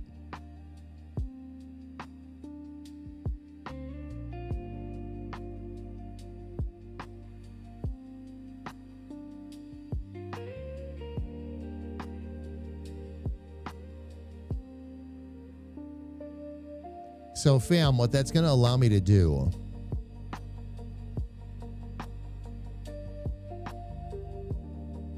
is kind of separate this. Is that still attached? Oh, good. All right, good. But that allows me to break the curve so that, and I just figured this is something new that I've learned, fam. When you've got like if you want to have a big square, but you've got to put a hole in the middle of it or something like that, that's where just right clicking and breaking the curves really helps. It will still give you a full shape. Even if you don't close it back up, it'll still give you a full shape. But for situations just like this, where, well, in this case, like a mistake was made, being able to break those curves up, really big deal. I'm going to end up doing actually the same thing here.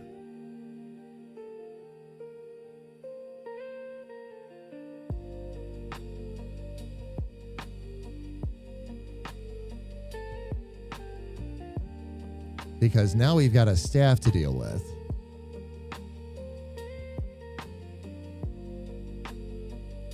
Oh, it's not pulling that away though.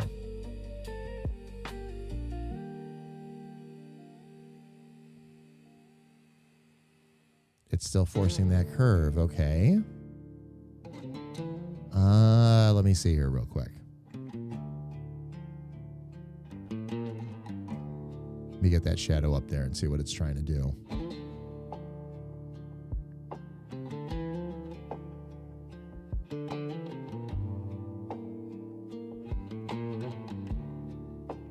Okay, it's still trying to close the shape.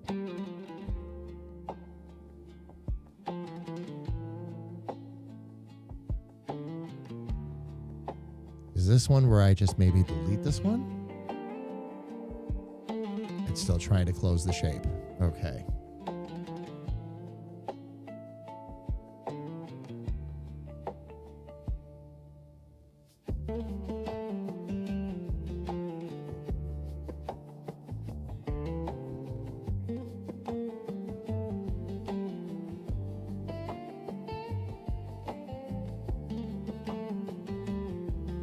I would have to... I got to be careful with this too, because this is the shadow across the whole thing.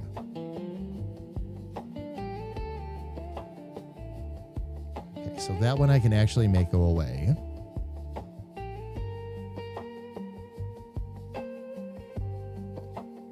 That one I will slide back to there.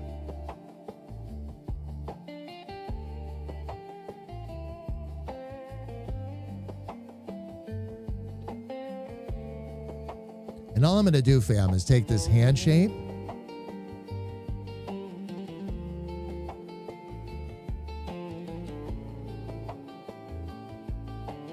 and just split up the middle where the fingers wouldn't be covering it up. That's going to be one of the key things.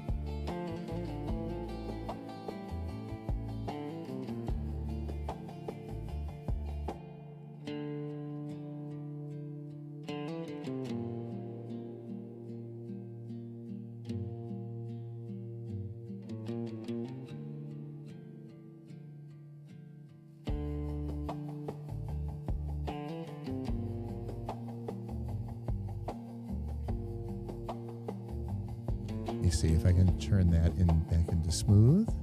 Oh, nice. It reconnected everything for me. Very good. Okay, let me back out a little bit.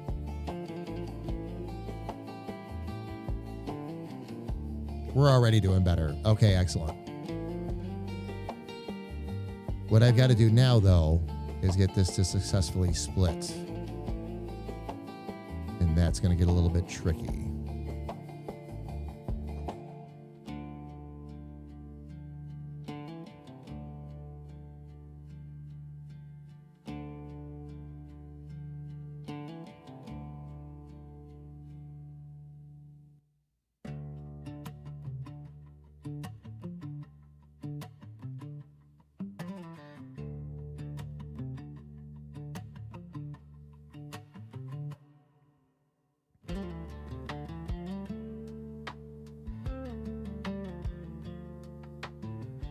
There we go. Okay.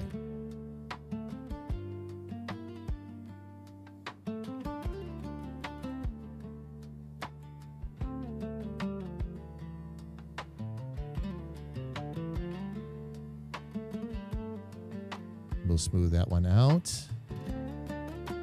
Get ourselves back to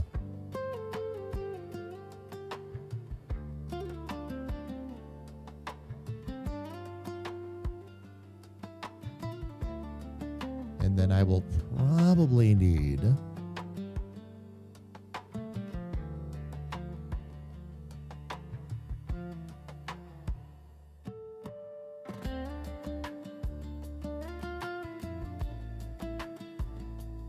that's actually going to work out a little bit better than I intended.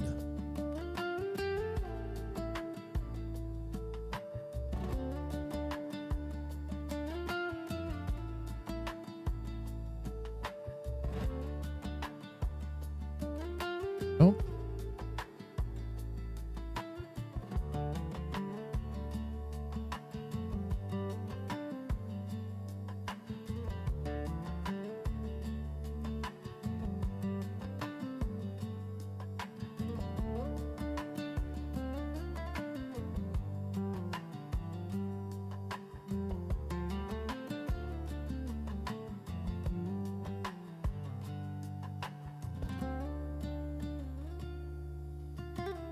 Okay.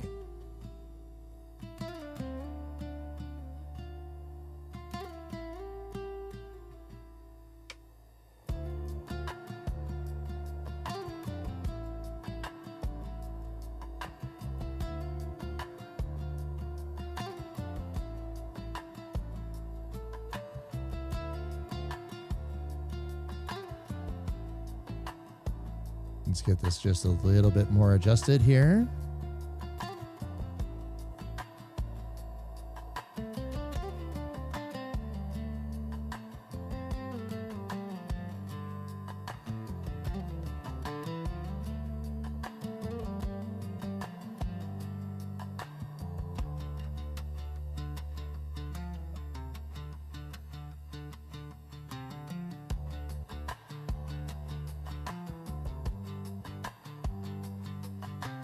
Okay, now I think I have to, let me see if I can make this work. What about having the palm and the fingers on different layers?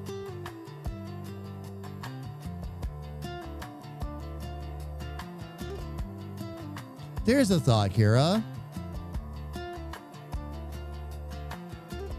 There is a thought.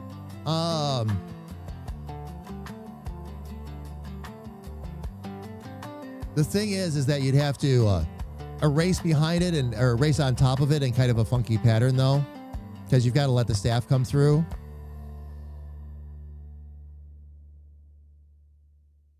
It's more about, now my challenge is more about, I wonder if I can just, again, make that hand a little bit bigger, or that part of the hand a little bit bigger.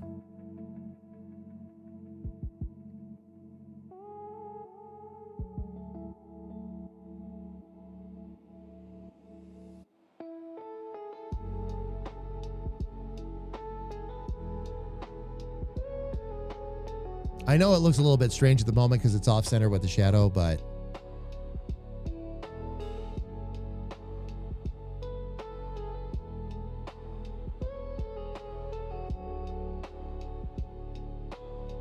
oh, I don't want to move the whole arm. I just need to move that part right there.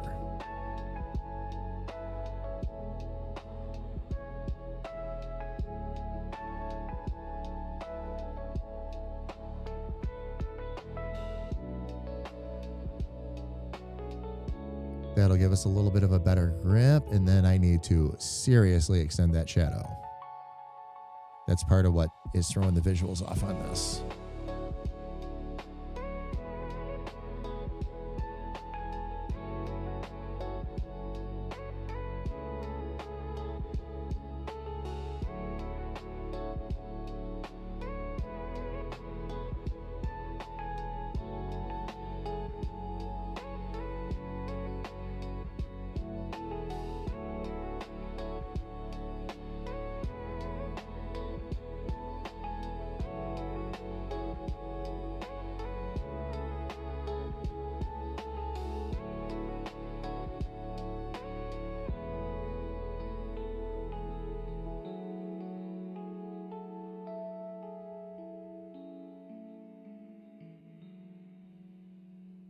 Now we're going to just bring some of these shadows down a bit.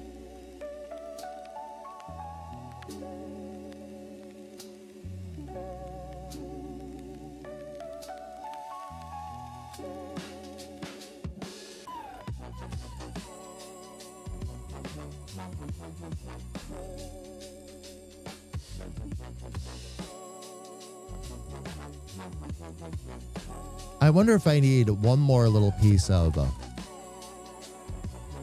like maybe skin right in there just to show. Let me get rid of that real quick.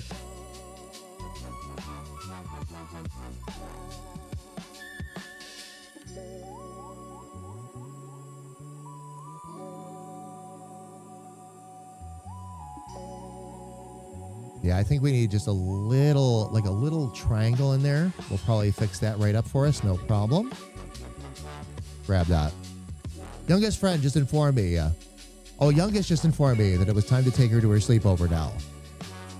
As opposed in 2 hours what he originally told me. All right, Kira, we'll see you in a little bit.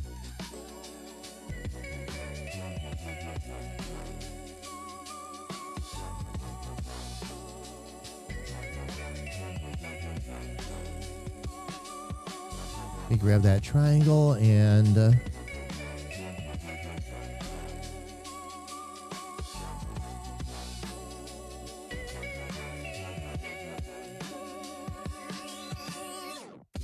turn that into curves right away.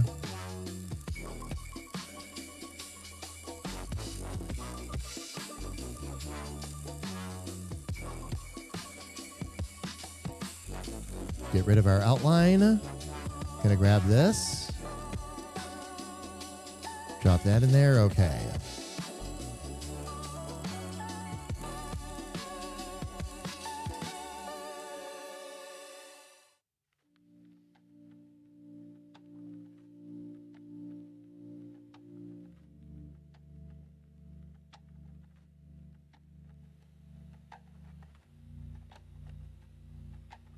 Oh, and this one I didn't want it that color. I wanted it that color. There we go.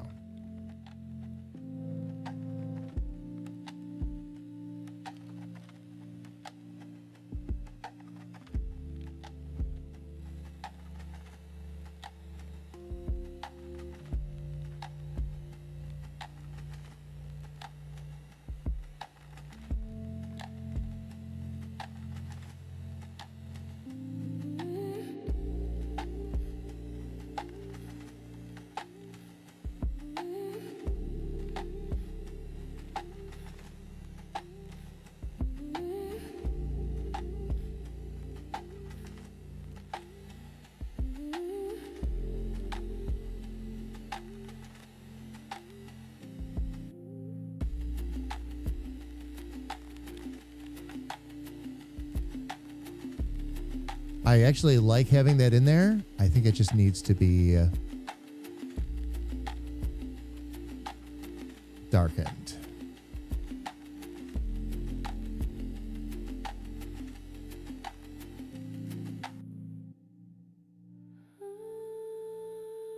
Not that desaturated though.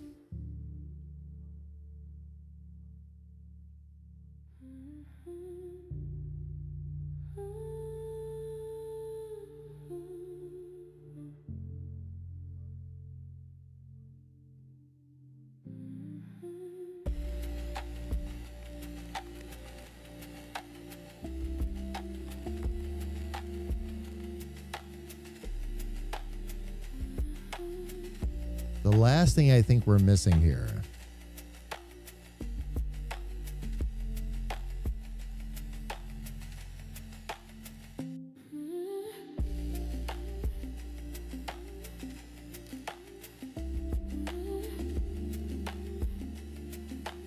Let's get that turned and straightened so we can actually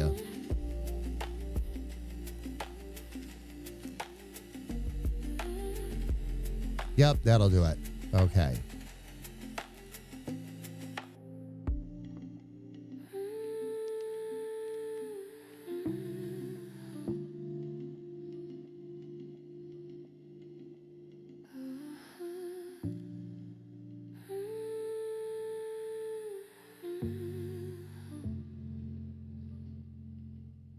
There we go. Okay, so what I'm going to do now, let's get our curve straightened back around. We got to work these back around the thumb. None of this is a real big deal. Just we got to enhance these lines again because I pushed these fingers closer. Oop.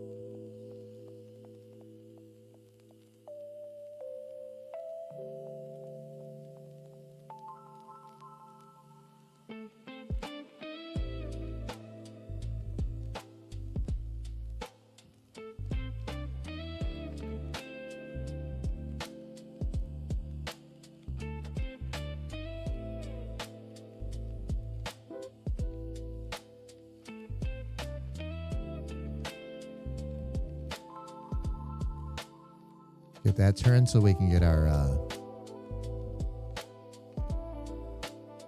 fingers going and all that.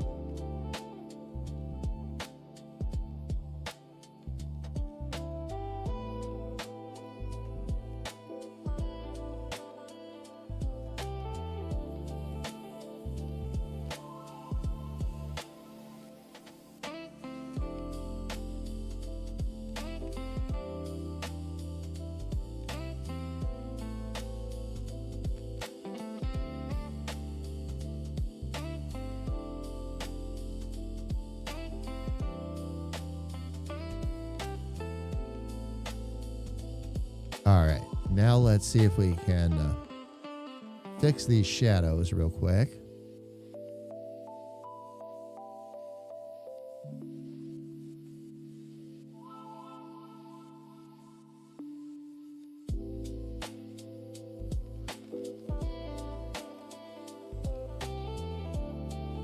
I didn't realize how much of this I needed to fix.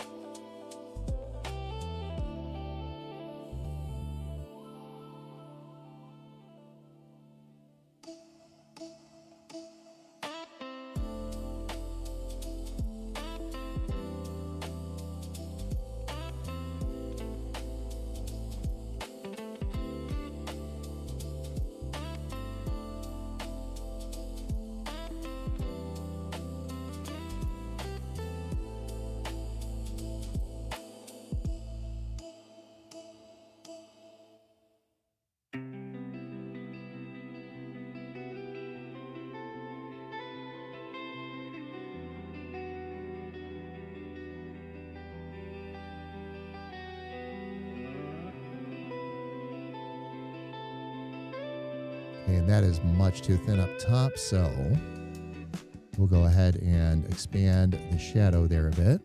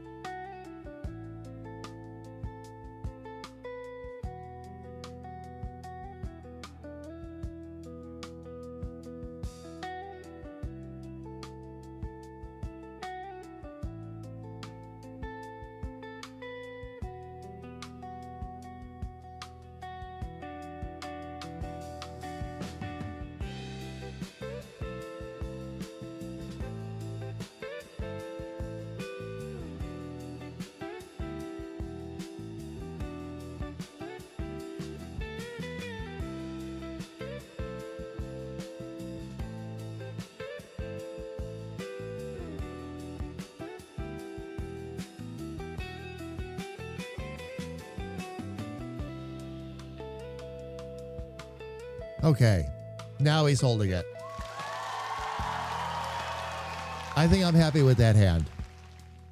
I think we're finally there. I have one little tweak I need to make right here again, though. I forgot to. Set that up with that angle.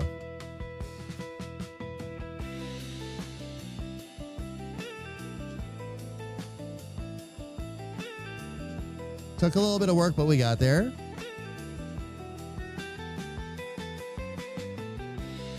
Okay. So now the next thing I'm going to want to check out here real quick is if we can incorporate some of that red back in. Because we don't have any red characters right now either.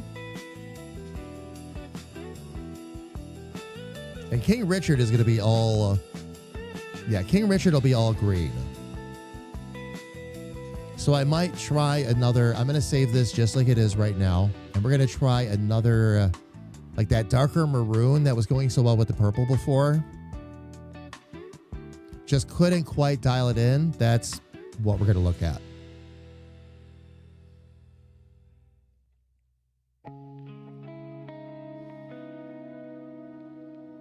I'm going to grab a shower. All right. Ferret, we'll see you in a bit. We will see you in a bit.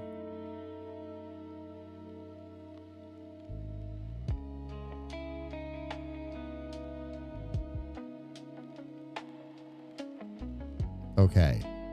So we have that all dialed in. Okay. Before I get to the boots, because I've got to fix the color down there anyway.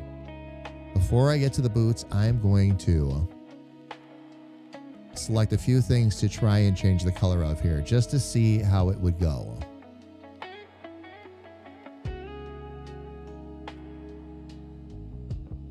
And I'm considering grabbing this purple here. Okay, it's all saved now.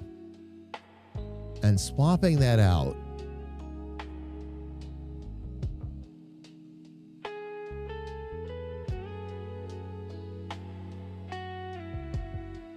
With some kind of rich red or something.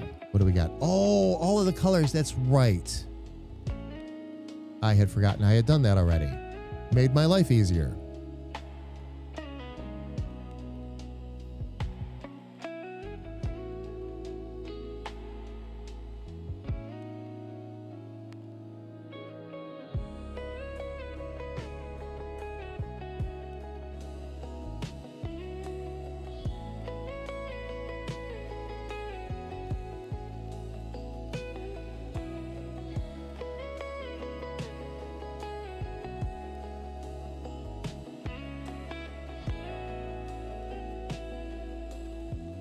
Actually bring this over so you all can see it a little bit easier. Oh, actually, that didn't land on too bad of a color.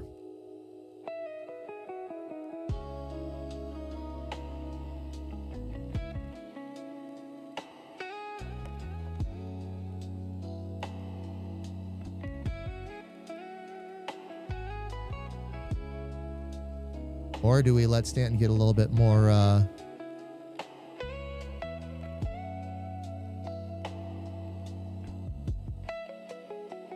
little bit more fuchsia there? Let's see.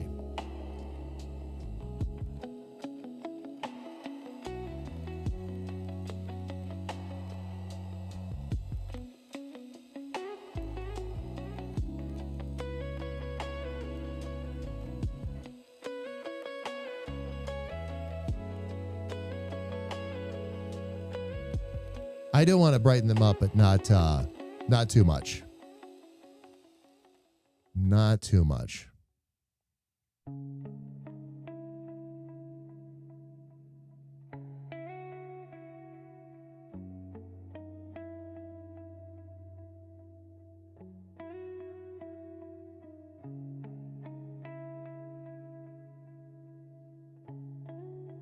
Want to keep him more towards the purples and reds because we didn't have that, but we'll get there. All right, fam. Ads on Twitch are going to be starting very soon anyway, so I'm going to go ahead, take a really quick break while those ads are running. And fam, that way if you get caught up in ads while we're gone, you don't miss any of the fun of the stream. So fam, we'll let the ads run for 3 minutes. That way they get out of the way for the next entire hour. When we get back, going to continue to work on the colors here for Mage and see if we can get a final look dialed right in. Everybody, please don't go away.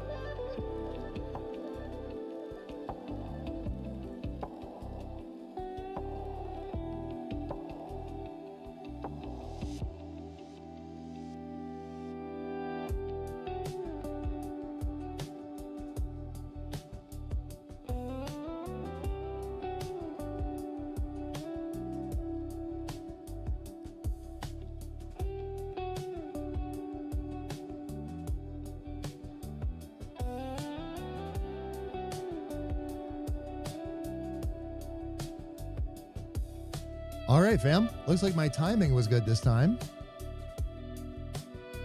I am here. And Grethor, I would happily kiss my wife if she was home, but she's not home yet. I was thinking the same thing. I'm like, oh yeah, 2 hours in, it must be time to go give Carrie Ann a kiss. And then I realized, oh, I started early. There we go, fam. All right, let's jump right back into our screen here.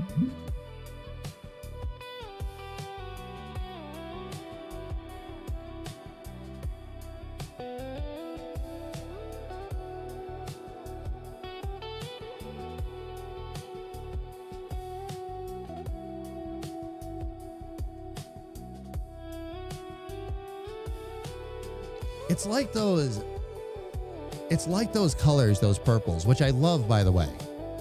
But it's like those purples they're just too subdued for him. Like, he's a really smooth, chill character, but he needs some warm, glowy kind of colors. Actually, you know what I should do? Now that we're at this point,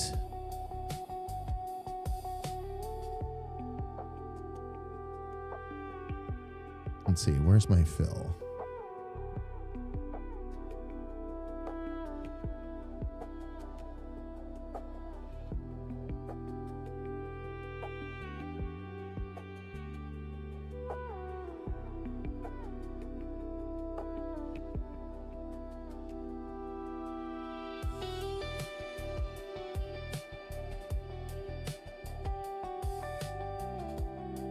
There we go.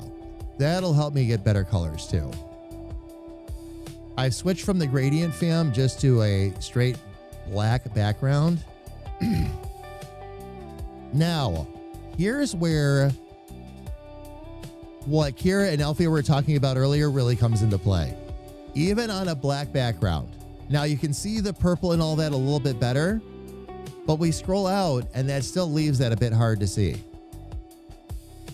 So we'll probably need to brighten that up just a little, just a touch. But once I get the Mage's colors dialed in, then I'll worry about the eye and everything else. And we'll see what we're able to put together here the rest of the way.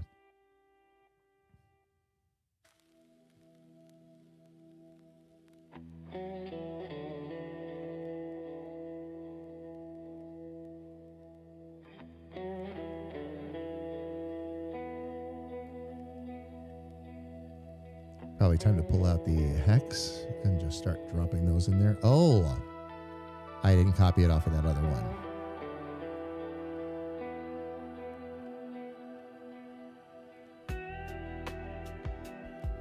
I'm going to use the black background to our advantage here, fam, by the way, and see if I can create some colors that glow slightly. Some colors glow just in their own natural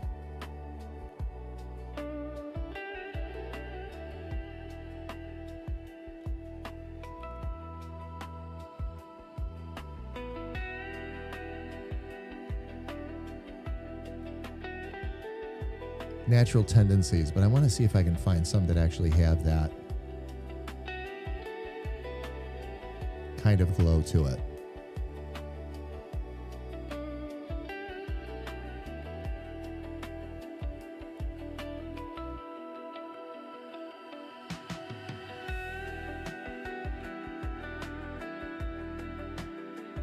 Actually, you know what? I will start with, because we've got greens coming in anyway, I'm going to start with our blue.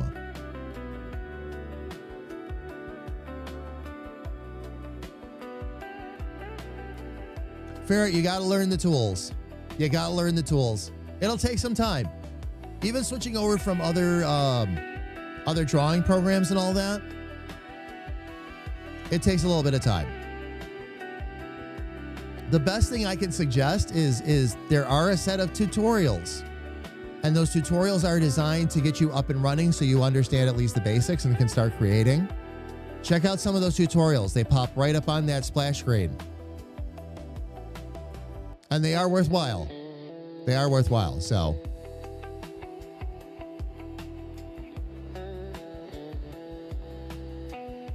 I need to, fam, I'm actually looking up my color codes here. Let's see. Purple, we're going to start at, let's see, 4F00C6. Okay.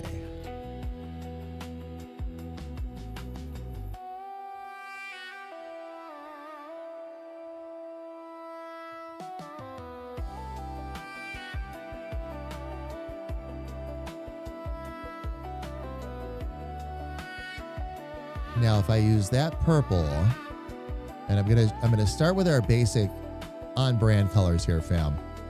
So I'll start out with that purple, and then I have this entire group here.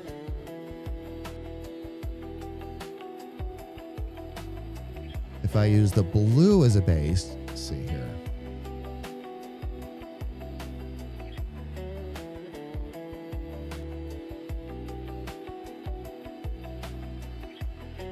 That's too much. And then if we use the green,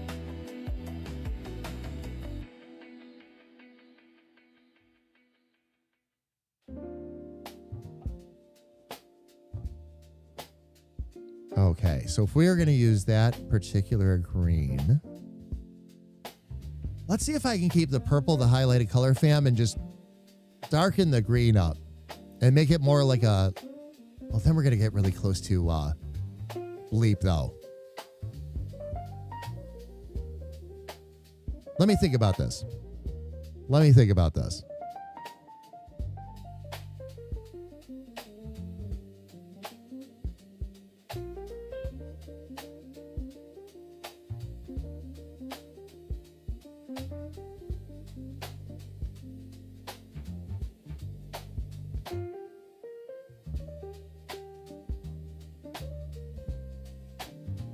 Orange and purple go together really nicely, fam. Should we make the mage orange and purple?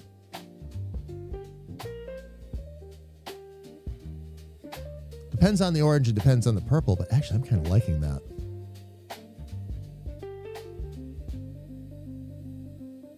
Might need to tweak the purple a little bit.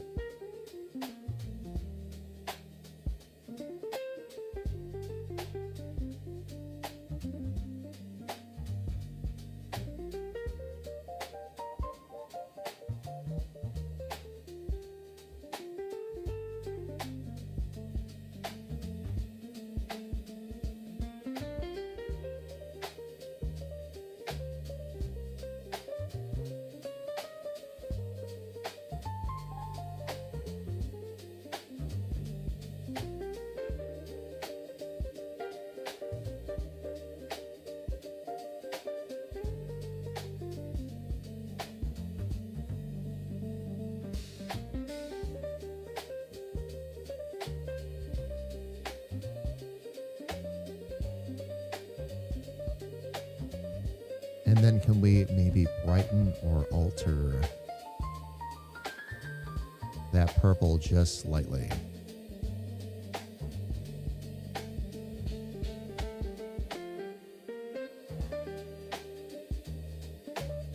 Because that gives that blue, it's a little bit off, but gives that blue or that purple a little bit more of a glow. Up against, I actually like that. Fam, just looking at the top of his cloak. And I'm open to opinions for anybody that's able to look at the screen right now. What you all think about those colors I just popped up there. I'm debating at the moment. I'm debating. Like with so many new applications tools, best to, sorry, crude way of putting it.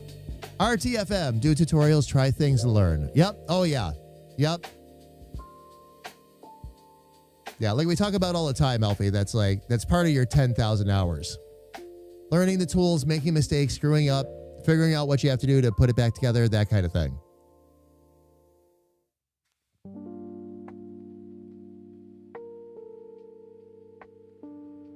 Oh, it looks like my Lumia disconnected for a bit there, too. Let me make sure I didn't miss anything.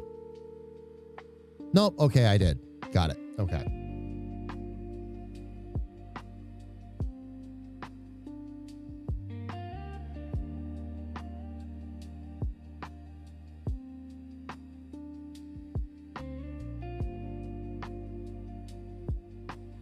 And then I'm going to keep grabbing these one element at a time, fam. I'm going to change up the glasses back to red. I'm actually really starting to like this.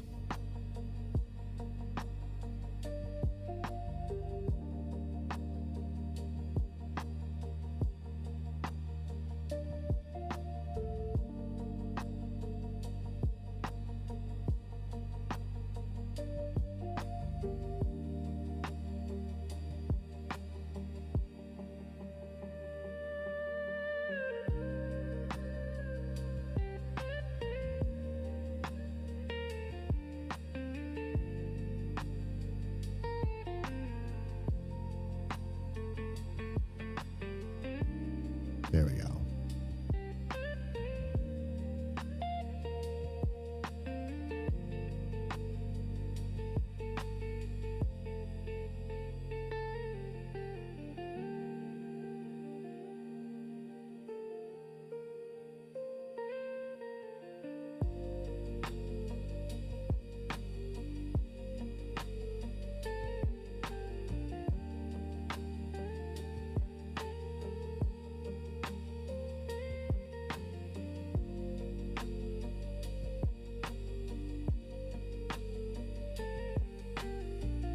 Wizard's hat should probably be that blue to help counteract that a little bit.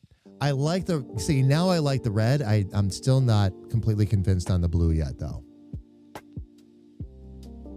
So before I go changing everything else up, and I've got a good visual on the top there, I'm going to go ahead and actually change that purple up a bit.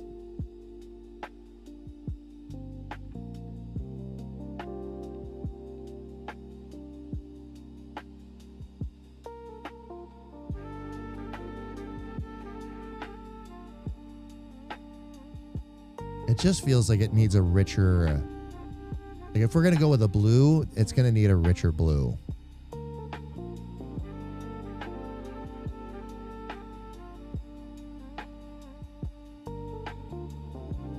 Or something a bit more glowy.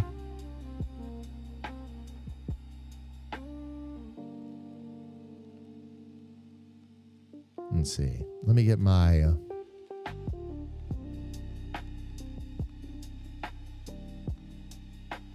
There's my color wheel. That's what I needed.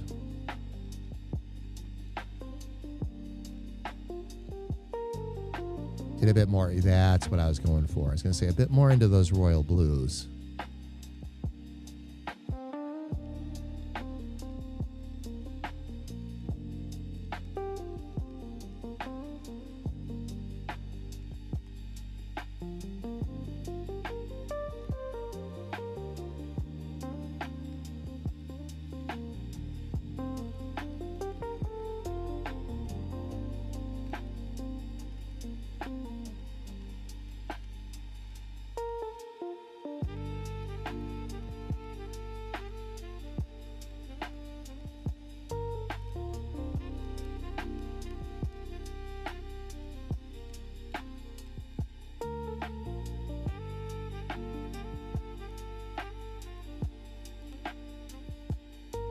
Might have just found the right color combination, but we'll see.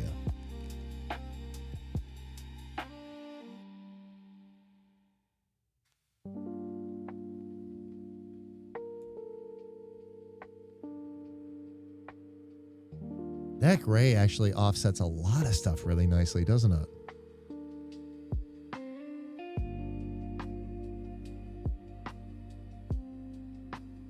I actually really like that gray. Usually I'm not a fan of grays, but that's pretty cool. I'm really liking where the red is going too.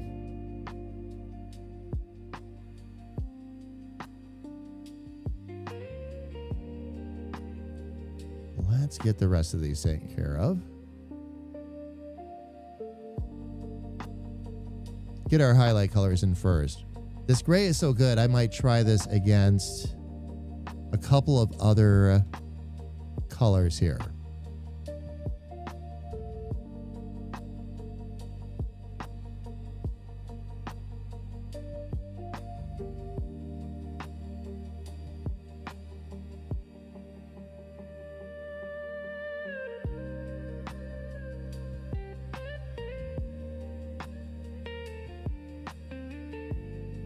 Okay, let's get our color in there, and then we just need to make that a touch darker.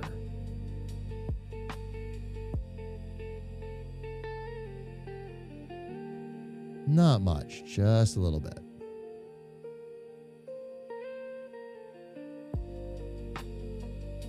Okay.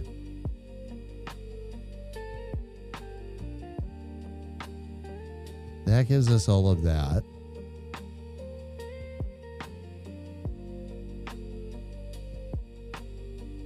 Then we'll swap some of this other stuff over as well.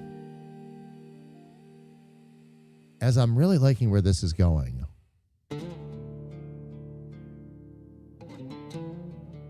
Okay.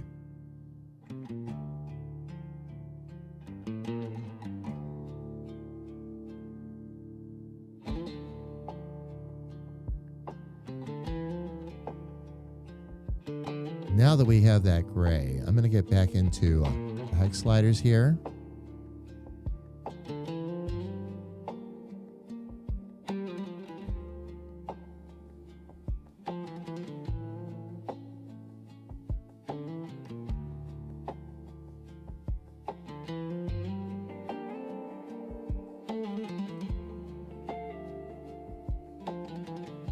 Okay, now that purple is coming into... It's coming in really nicely. So let's grab that real quick.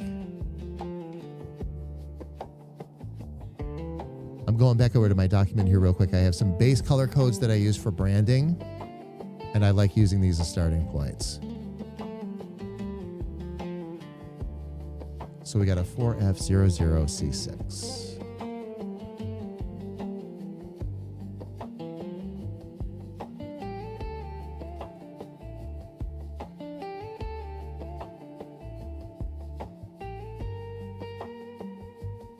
Okay.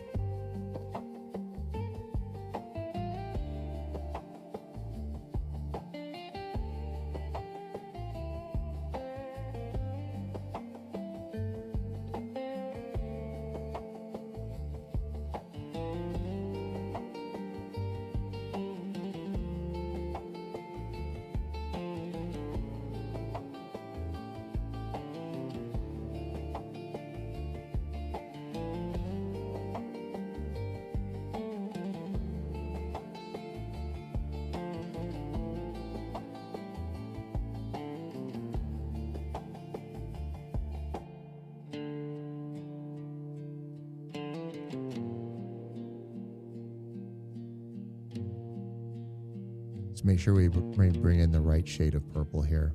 This is pretty much our on-brand purple fam, just with some light adjustments to it. And this is what I've been talking about a lot. Like I have a lot of people ask me like how we determine colors and all that. Stick with your brand colors first. And then tweak from there. There's so many different tools. There's 6 different color wheels or color options you can use for this. Dial in the one that works the best for you for what you're trying to get done. Like I use HSL a lot because I like to darken and brighten without having to fiddle around with a whole lot else.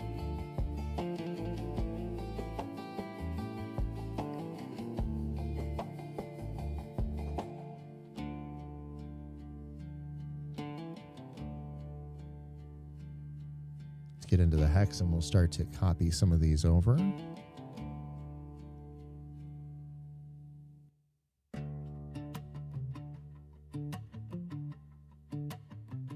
Now, one more thing I'm going to try. I did copy that already.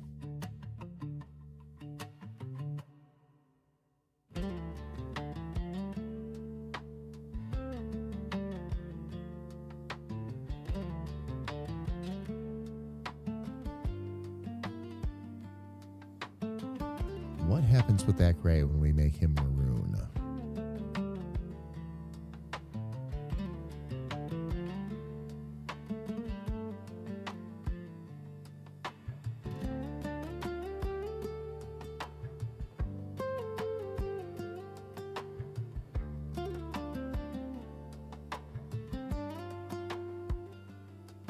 Actually, I really like that.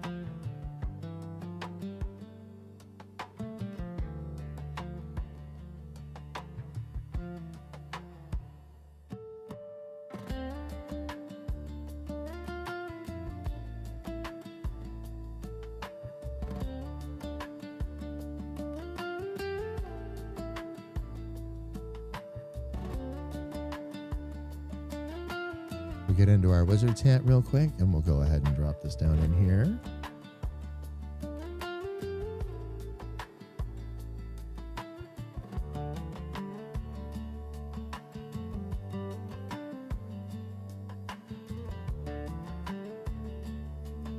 Okay.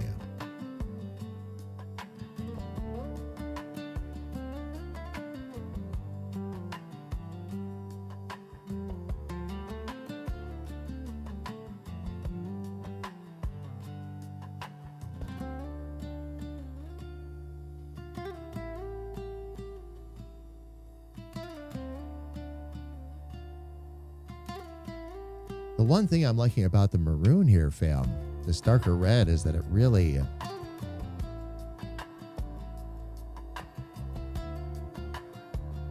seems to be suiting him quite nicely.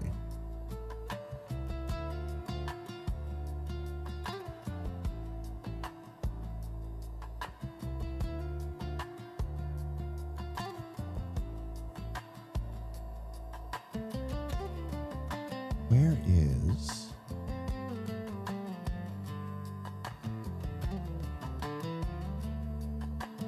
Oh, there it is. Okay, I was going to say, where's my...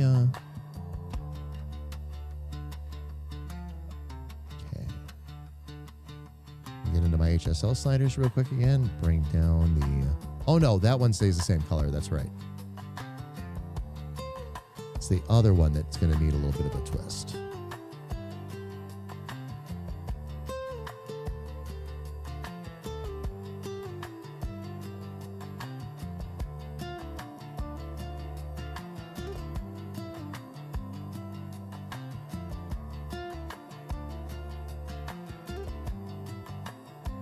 Just not flamboyant enough. I get that he's this smart-ass little wizard, but he's a cool cucumber. I gotta stay within the purples somehow. Maybe I'll just stick with that gray and stick with the purples. And go with just a brighter purple so that everything can be seen easily. That'll probably be the best way to go with it.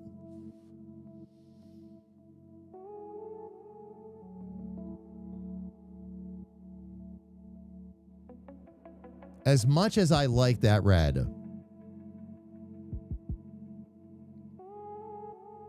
not quite where it should be. So let me get a good glowy purple back. Actually, I can probably even use what we used for the heels down here,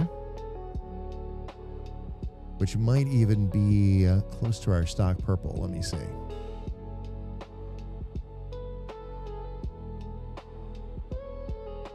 Not quite, but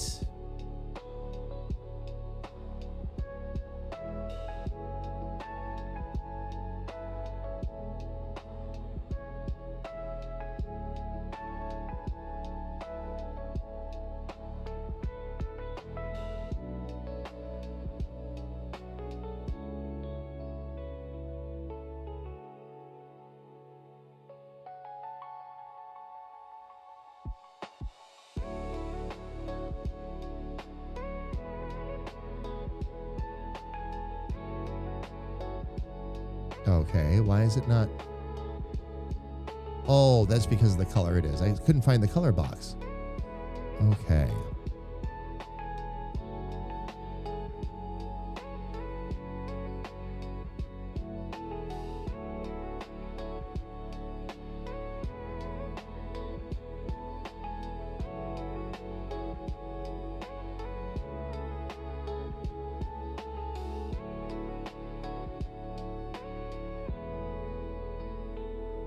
Oh, I might have just found our color combo.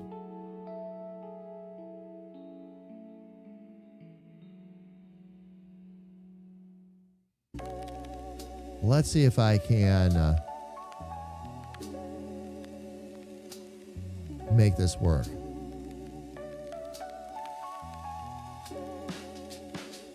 Not colors again I would typically go for, but I've been all about experimenting with these colors lately, so.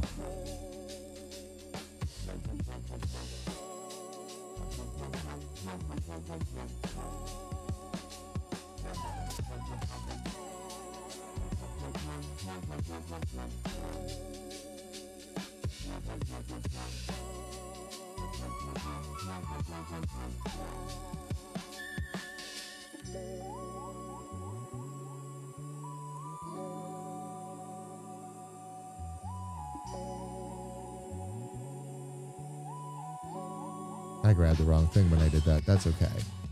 We'll fix that.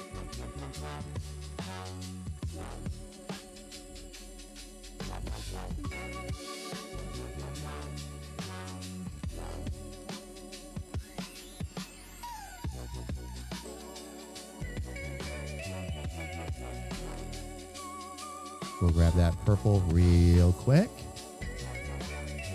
Got it.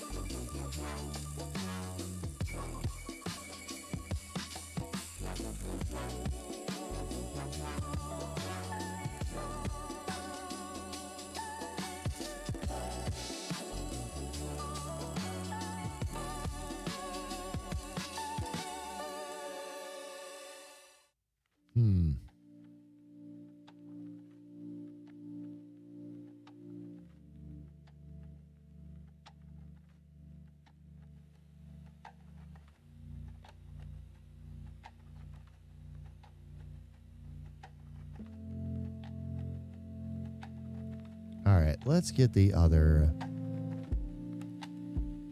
We'll round out the rest of these colors before I make a judgment call here.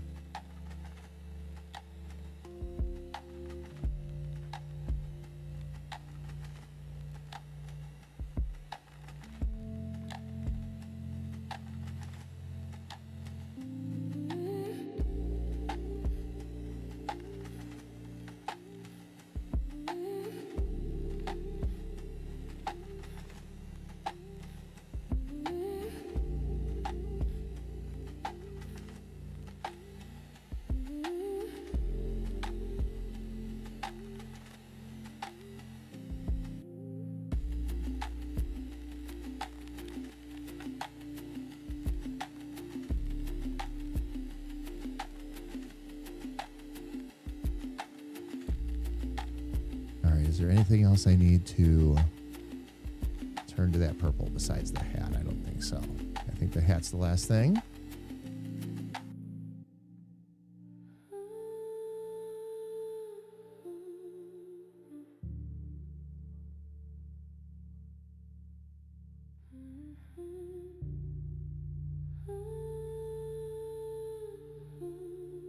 Okay, and I'm going to take just a quick look at this while I've got a combo of things up here.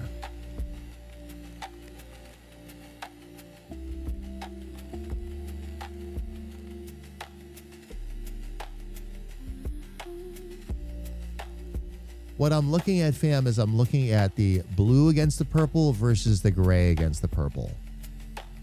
And I'm thinking that the purple itself, which I just went back to again, is really the way to go, because that's a good royal wizardry or wizard-like purple. So that part is fine. It's the blue that I'm still debating.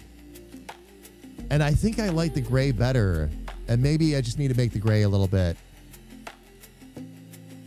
a touch darker. I don't want to lose the lines and all that. It would be nice if we could just do a straight up purple and black. But that's not going to quite work, because then you lose a lot of the character lines, things like that you put in. So let's try something a little bit different here, shall we?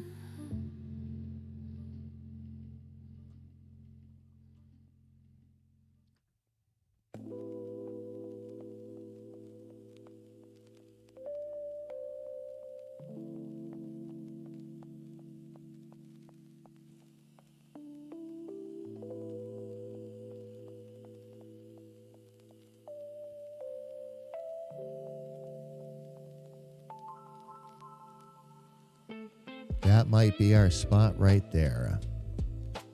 It's just a little bit darker, but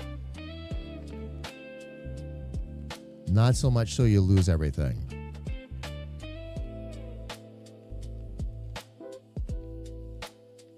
And for this back here, instead of going with that gray,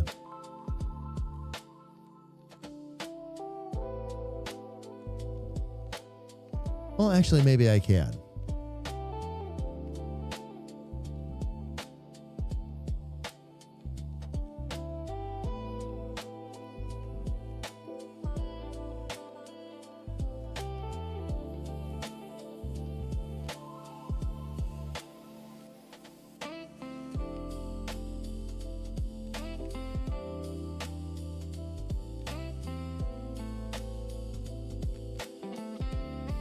Okay, let's grab the rest of these then. Sorry, fam, took me a hot minute to decide on these colors. There's a few different ways we can go.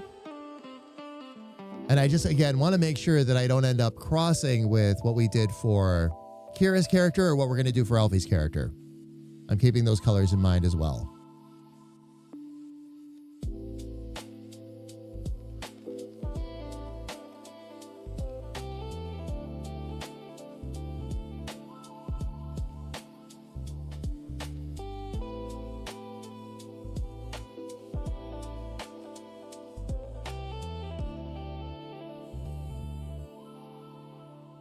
Now, for the eye, we need something that's a bit more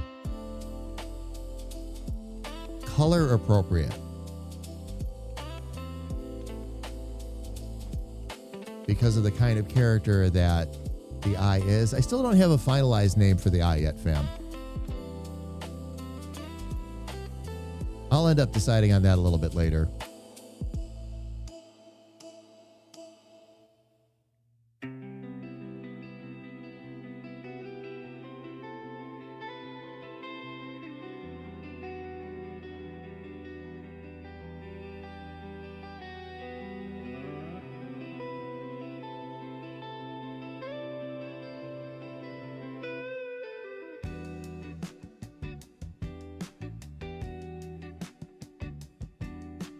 Oh, not the outline.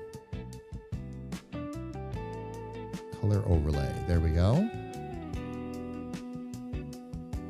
And that'll help keep the eye's colors in line with the Mage. The only other thing I've got to do now is those, take care of those glasses. So let me grab the proper purple because we're going to end up making that a bit darker.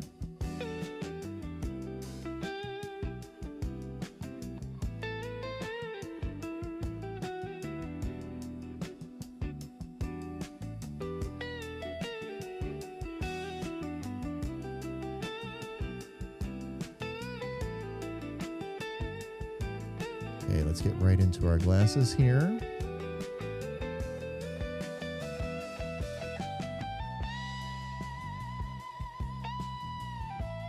And actually, let me darken these right up. Trying to go with the colored lenses, I think, has been part of our problem here.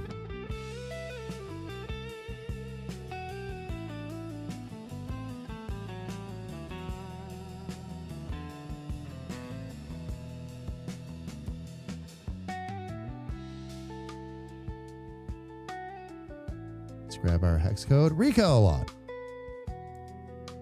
Do we get a perception bonus when we are using the eye? You're all in D&D mode right now. We're going to do, Rico, I'm actually planning on doing a whole D&D series of stuff up based on these characters. We'll get together as a community, though, and we'll knock some ideas around. Because we have a lot of role players and all that of all different, from all different games and all that. But you got to remember that the video game too is going to have, the game is going to have a DM. There's a DM in the game character. So we'll have some fun with that. Once we're done developing that, it'll be a blast.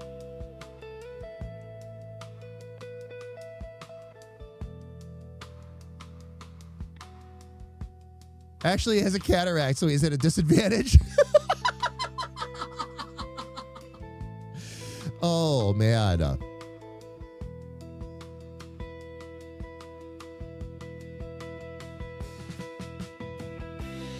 Let me make sure I get the code off of that I use for those glasses, too. There we go.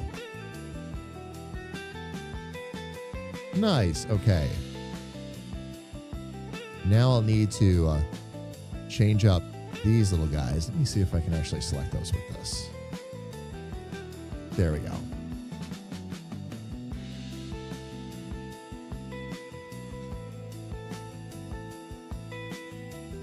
And now what I'll do is I'll just grab the color right off the glasses. It's already transparent and all that, so all I've got to do now is switch over to HSL and lighten it up a little bit until we can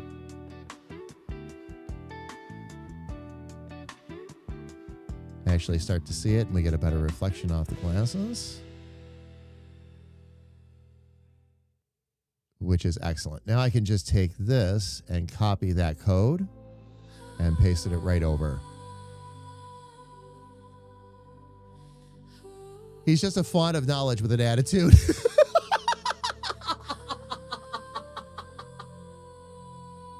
Kind of like Bob in the Dresden Files. I haven't read any of the Dresden Files. I'm actually familiar, Elfie, but I haven't read any of them.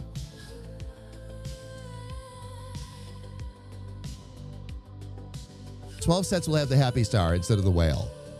Nice. All 24 will have Hardy. Oh, very cool, sis. Very cool.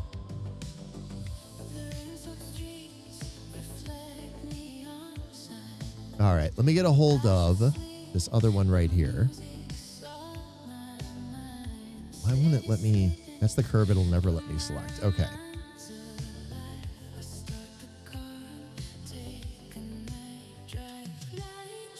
Now, the only other thing I got to be careful of.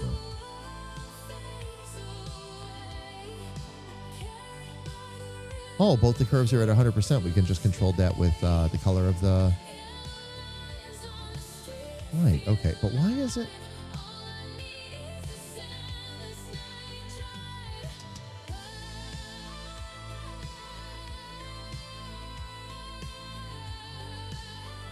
%, opacity. Oh, 37%. That's what it was.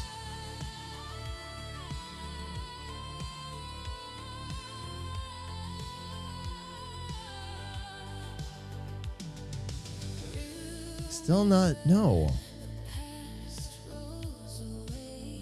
Did I grab the wrong color or something? Let's see. No, they're both the same. 37% opacity.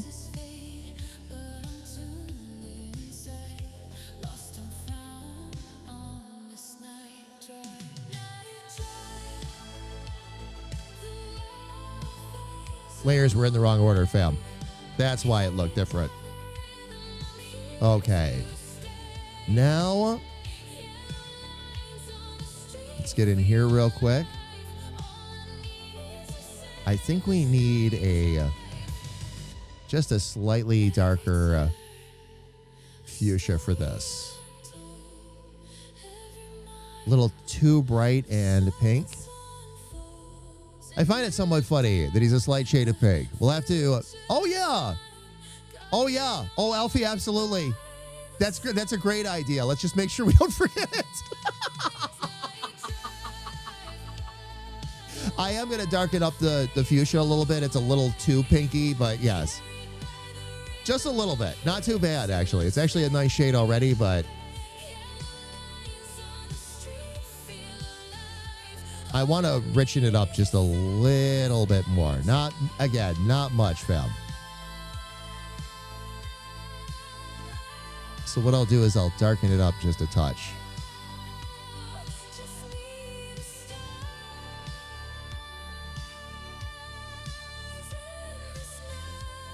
And then do the same thing with the hat.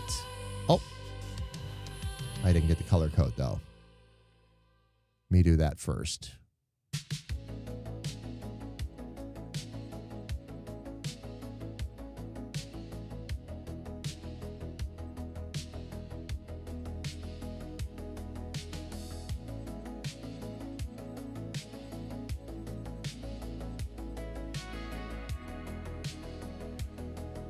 And again, that just helps darken it up a little bit.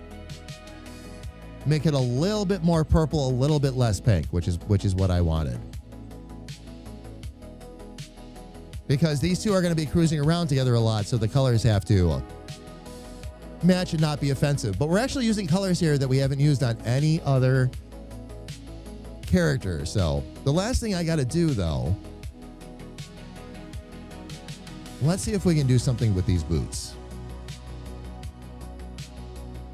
Now that we have colors chosen, now I should be able to take care of these guys here.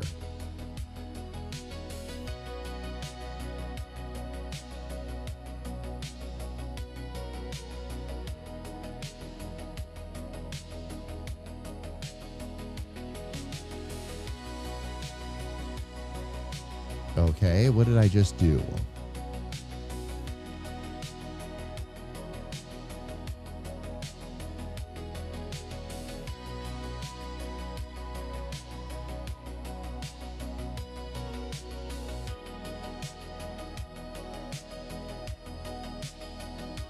Why did that? Okay, wait a minute. Now I'm confused. Why did that not change?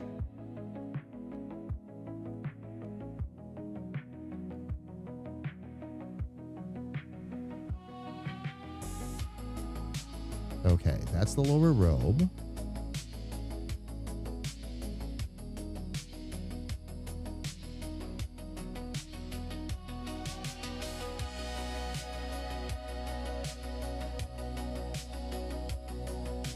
And that is a color overlay for Try that again. Oh, there it is. Okay. That's a little bit easier. Starting with that color, fam, I'm going to be able to actually, I'll back it down a little bit. I should be able to darken it up. I'll change the heels over to gray so that we've got some of that, and we can take it from there. Fam, we have ads coming up on Twitch here in just a little bit, and I do need to step away, stretch my legs, and grab a little bit of coffee. So what we'll do is we'll kill two birds with one stone, as always. I'm going to run the ad, again, a little bit early, but we probably won't have to deal with it much between now and the rest of the stream. So I'll run the ad, step away, do all of those things I just said I'm going to do, and when we get back, we'll see if we can finish up the Mage. Everybody, please don't go away.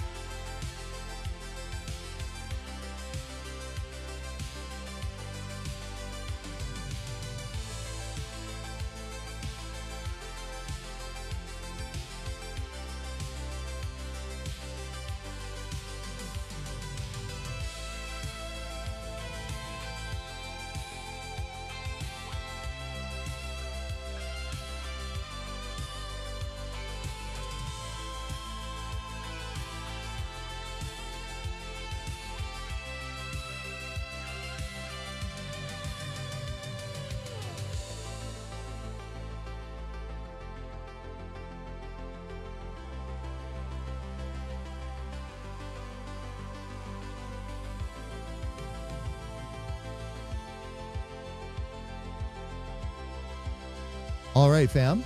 Looks like I got back at just the right time. Ads are done. I'm going to go ahead and jump right back up on screen here. And we're going to see if we can now fix the Mage's boots. Now, it might be something as simple, fam, as we just have to go with a darker color for those boots. And that's going to be the beginning and end of it, and we can't really do the character lines because they won't show. Or we might find ourselves in the opposite situation and we're able to do extra character lines. If that's the case, then rock on. This will be my first time trying some of these too, fam, so bear with me.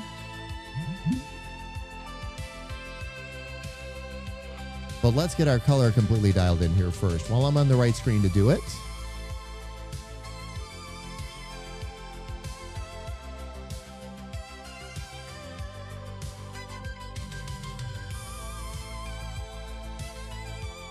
Oh, maybe I could use a little bit of that red there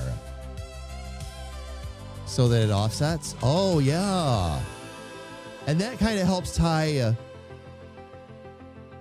That helps tie pinky to, okay. It helps bring some of those colors together too. No. Now that I'm looking at it, no.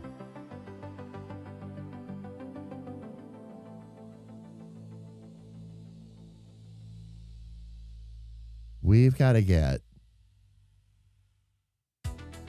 back over to that. Let's darken it.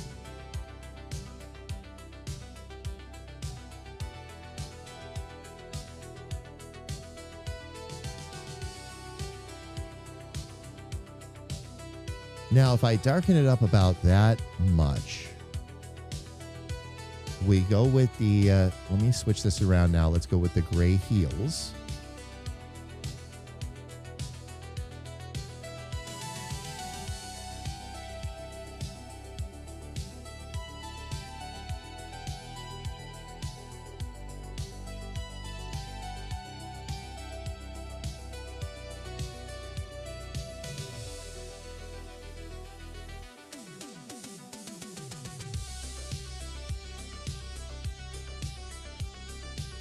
Oh, wait a minute. Where did my little curves for the heels go? Oh, down here. Okay, they're controlled independently. All right, so for these, all I've got to do, we're just going to grab our grays.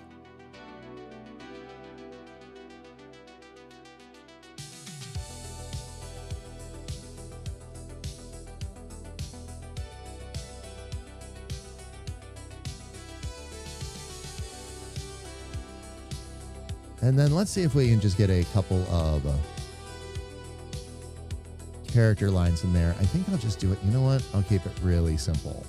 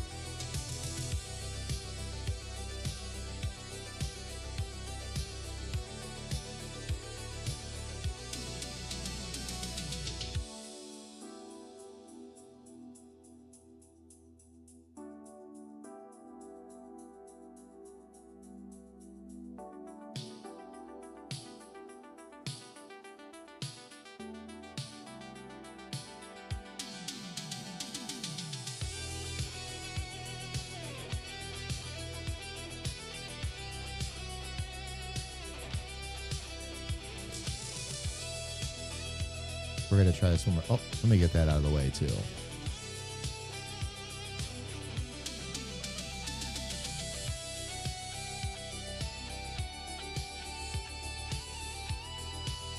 Now the trick to this is just doing the V. We'll leave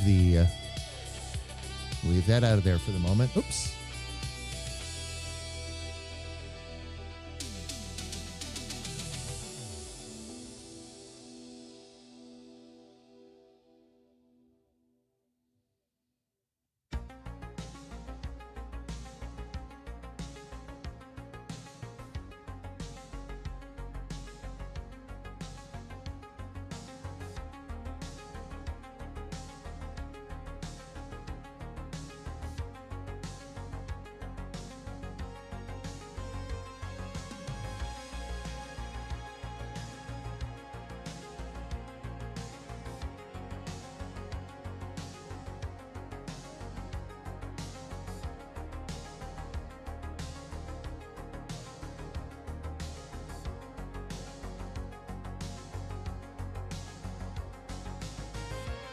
All right. Now we'll need to round some of that out and all that.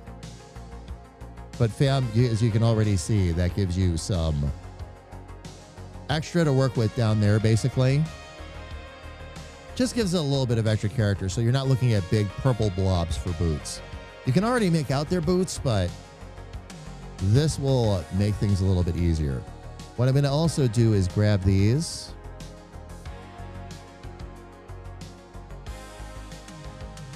start getting this converted over to smooth so I can round these out a bit.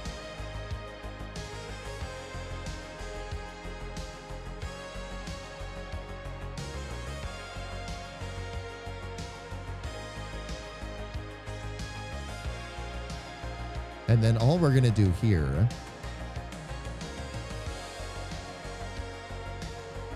is I'm going to grab this a little bit just to so we can walk that over top of where the top of the foot would be. And then what I've got to do is bring this one down a bit so we can arch it over top of the foot.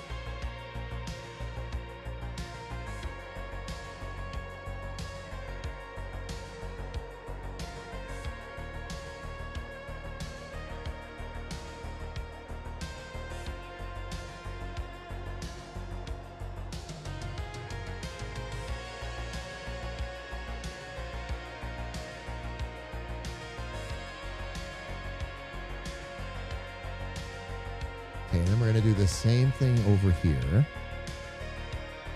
Actually,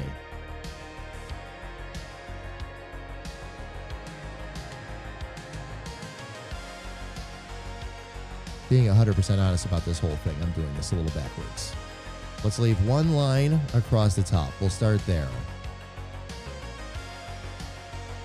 Arched a little bit, that gives us the top of our foot.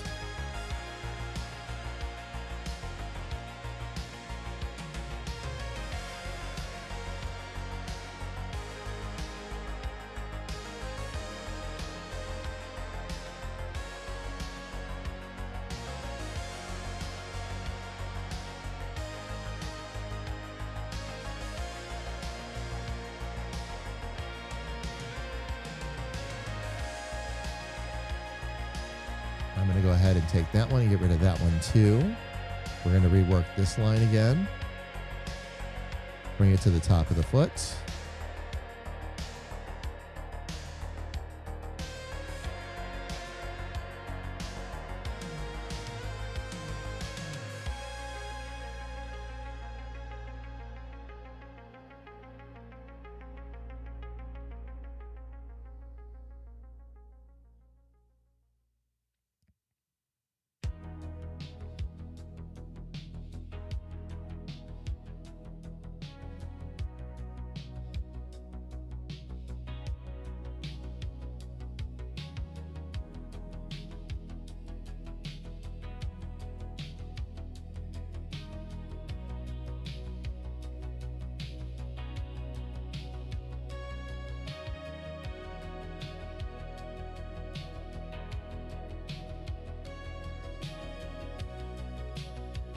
Okay, a lot of this is going to get controlled now by the second line I put in.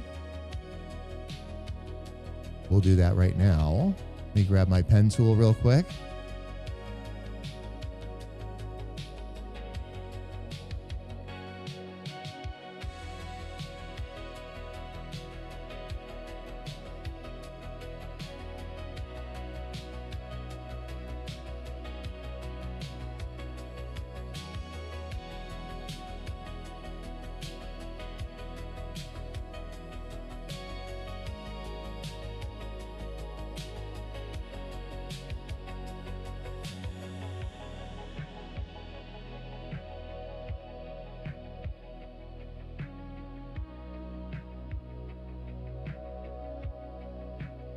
Wow, that ended up okay.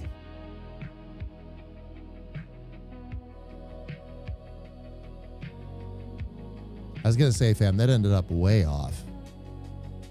Not sure why.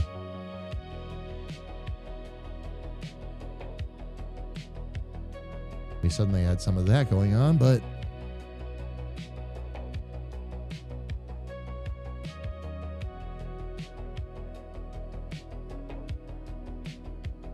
Carrie Ann's unsolicited dog Nope. pics. Get your wood wet. there we go. Are you home, love?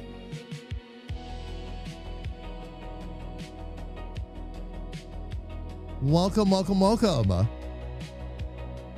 How was your day, love? Did the camera work okay?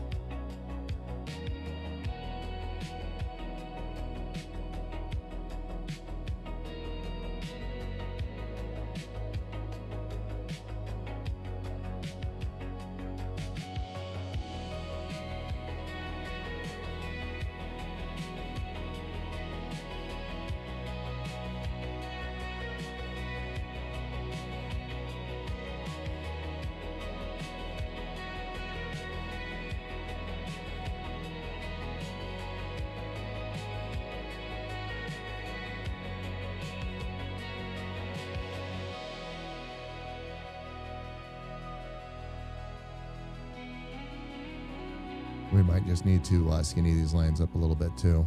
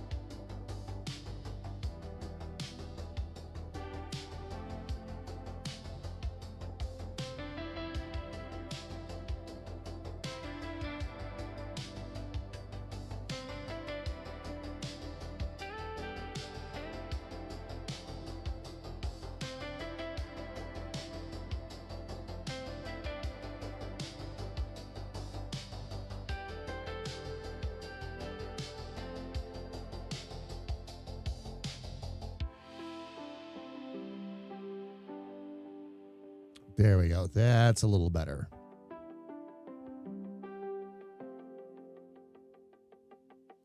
Trying to find a good spot for that line where I could keep the perspective, fam, but not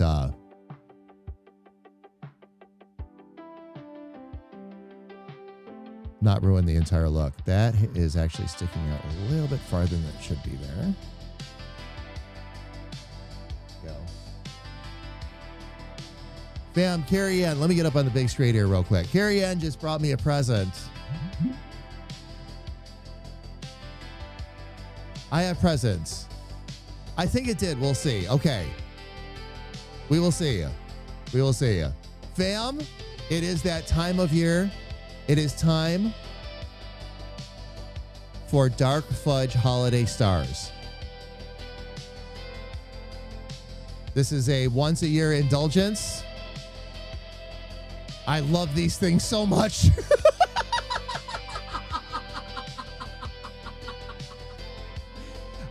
This is something Carrie Ann introduced me to, by the way, fam. But yeah. Yep, they're like little graham crackers covered in chocolate. They are, even from a health perspective, fam, they are not too bad for cookies. Bad enough. They're still cookies, all right? But yeah. But yeah, they're just Stauffers is the company that makes them, by the way. Stauffers. But Stauffers Holiday Stars. They're really good, fam. We always end up with 1 or 2 boxes every year. Because this is the only time of year that they're actually available in the stores around here, so.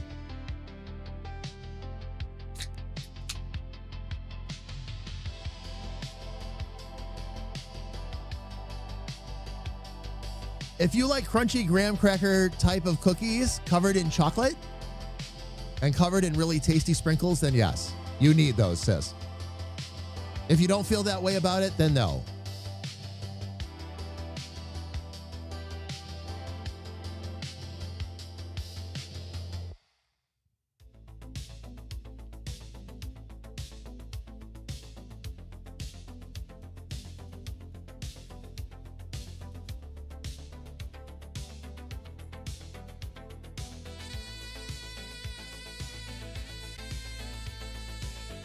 That's part of what was messing up that perspective, is I had to move that over farther to get it to the top of the foot.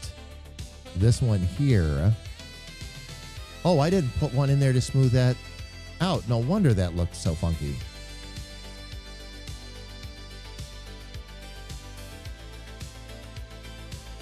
I think what I'm missing here, fam, is it needs to be, the top of the boot needs to be a bit higher. And I need to bring these down just a touch more.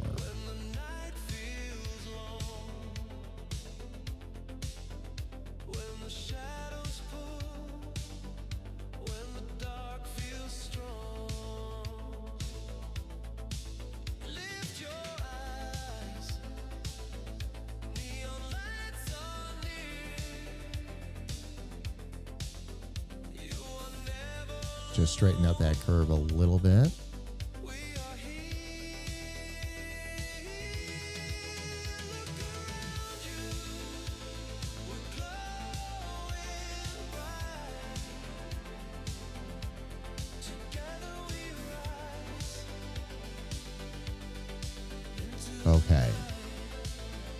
going to do the same thing over here. Just raise that up a little bit.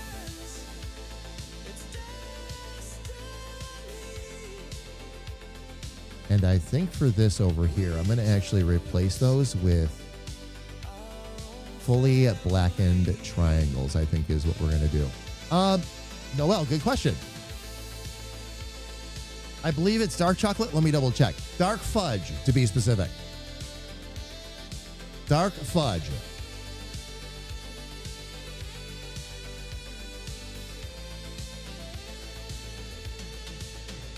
Oh, you got some ginger beer? Oh, love, thank you.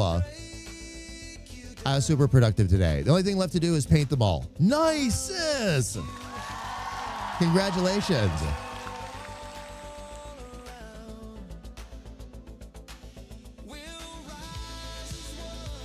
The next thing I got to do here. Oh, that's right. I wanted to replace those with those triangles real quick. That's what I was working on.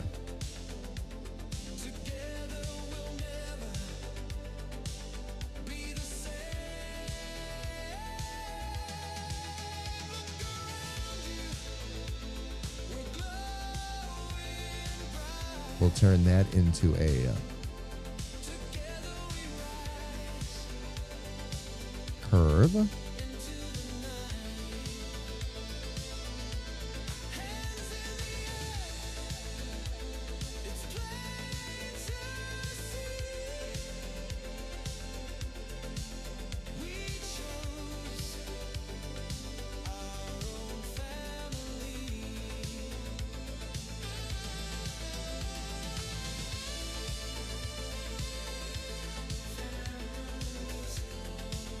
We'll fill that in with total and utter blackness. And then I'm going to copy this and put that over on top of that one. Yeah, there it is. And we'll do the same thing over there. Okay. Oh, you got Fig Newtons too? It must be Christmas.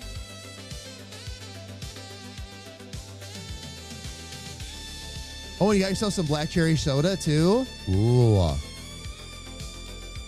Thank you so much, love. Oh, this is going to be fun after stream. Let me go ahead and move this over to here.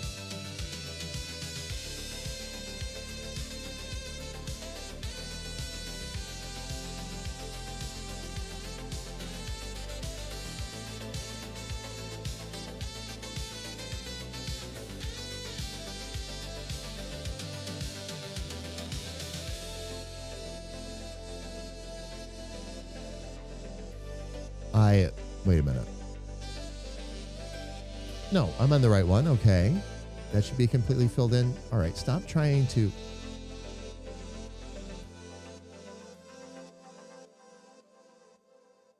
Am I missing something?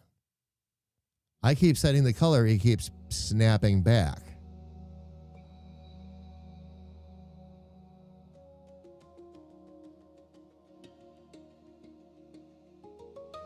And right now it's acting like, what is going on with this? Why is it doing that?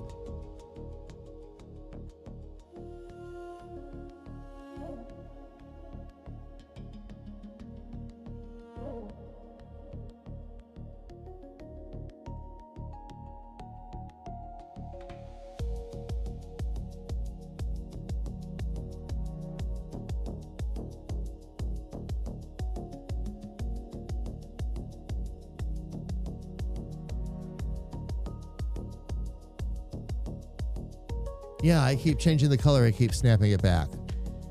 And it's not like the layer is locked or anything. I run into this once in a while with Affinity. I don't know why. Usually there is a logic to it, but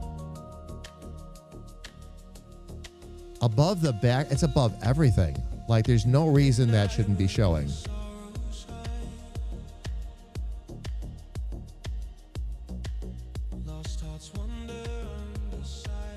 Is it because it was trying to treat it just like a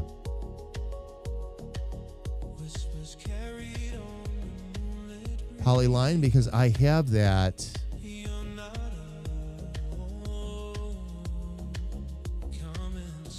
And that's the whole thing too, is that shouldn't actually be a poly line. That should be,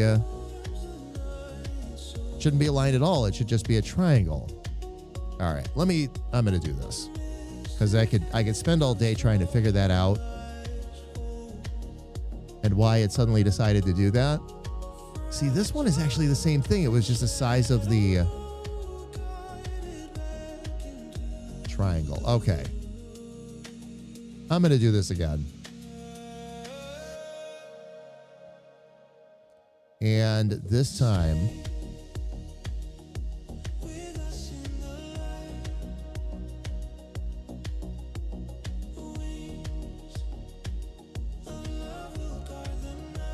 oh, here we go. All right, I got to collapse a bunch of this.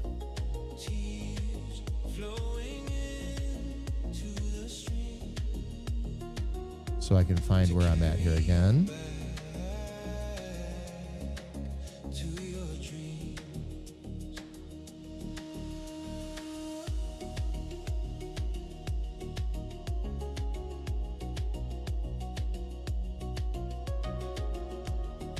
Why did it make a whole bunch of that a part of the...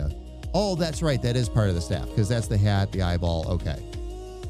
Nope, that's all correct. Okay. Very, very good.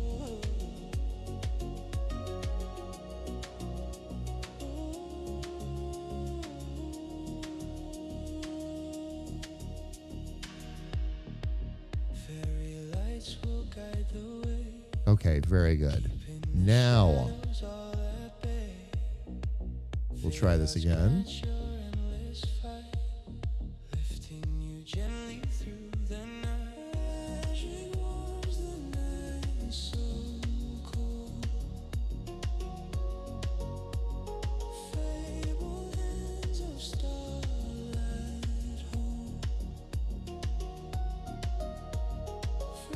Okay, very good. Now, and it's swapped. Now it's swapped back over again. And it is still not showing.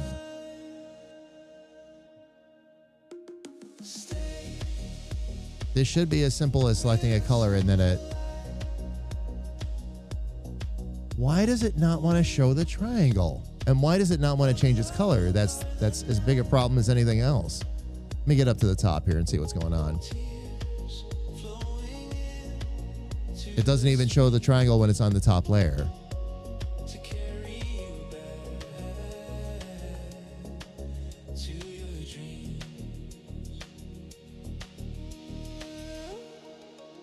And it's a triangle shape. I should be able to make it an entire solid color.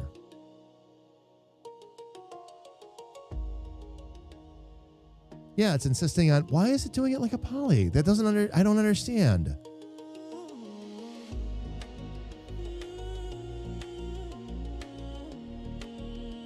Sorry, fam. I am thoroughly baffled here as to why this tool is not working the way it's supposed to now. I can select it as an outline, but you're not... it shouldn't be limited to that, fam. You should be able to select it as a fill-in as well. And just make it a solid shape. I don't know why it doesn't want to...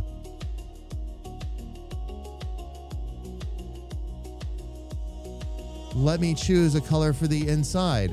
And the part that's getting me, fam, is that we're selecting this as a standard shape and all that. This should not be a big deal. So when you select it as a triangle, you can either have it as an outline or a solid shape. The outline it'll let us have. The solid shape it will not. And that's what I'm trying to figure out right now is why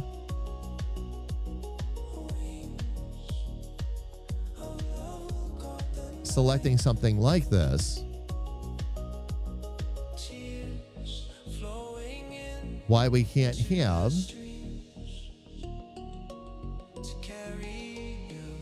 a solid shape or a solid color inside.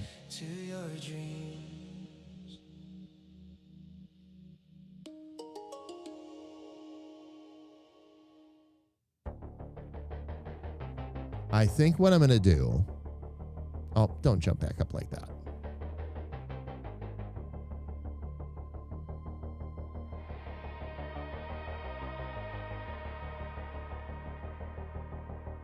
I am just lost with this right now.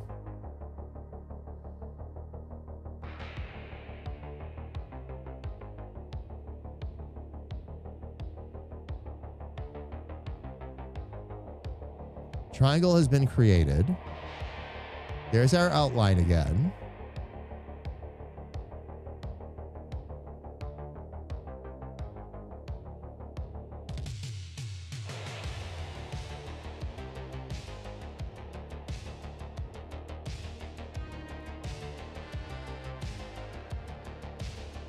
Let me see if there's anything else here. I gotta maybe adjust over here.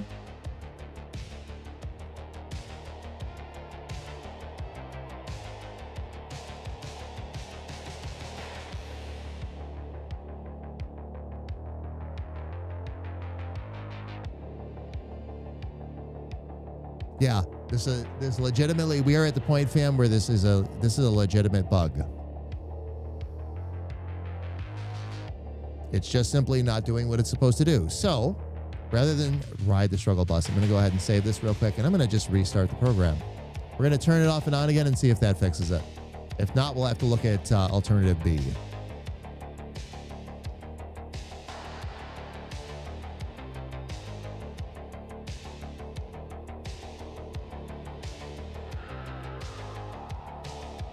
Sometimes a restart will take care of it too. Love, I had to take my break early because I had to go stretch my legs and all that. I took my break just before you got home, love.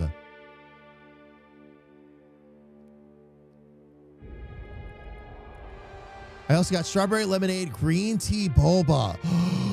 Oh, man. It's for the holiday. And it's all on our good list. I'm sorry, love.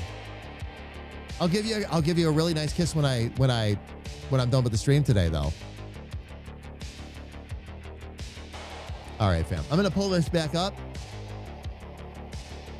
Let's see if this will fix our triangle problem.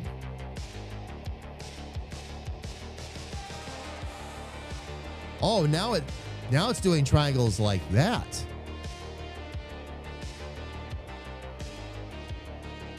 Let me look and see here. Nope, that should be fully rounded. What is this doing?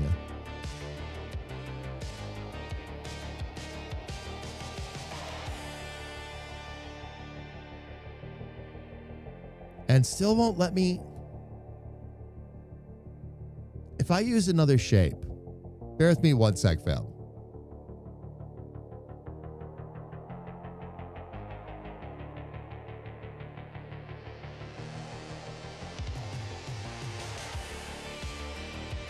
All of the shapes want to do the same thing. No matter what I select.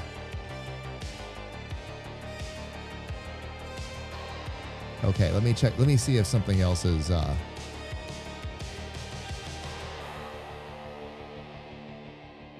convert to curves. Set the corner type, which is fine. You can do concave and all that good stuff. Yeah, I wonder why it's doing this all of a sudden.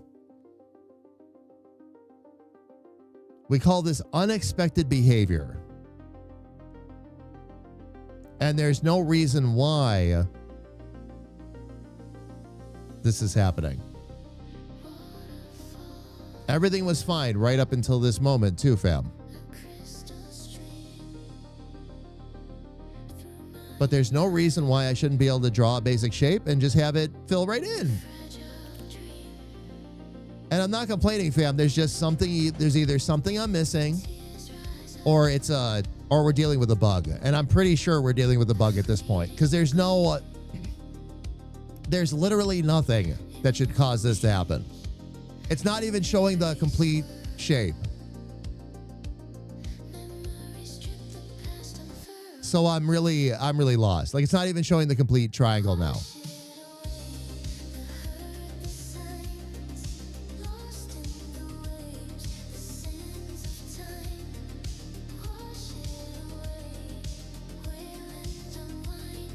I have no idea, fam.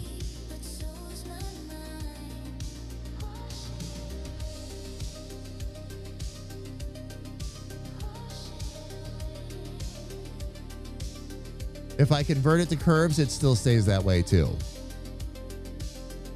And see how that, depending on how I bend it, Like the corner will sometimes show up or sometimes disappear. This is a bug. So I'm not sure why if it's going to keep fighting me like this though. What I will have to do, let me go ahead and shut this down.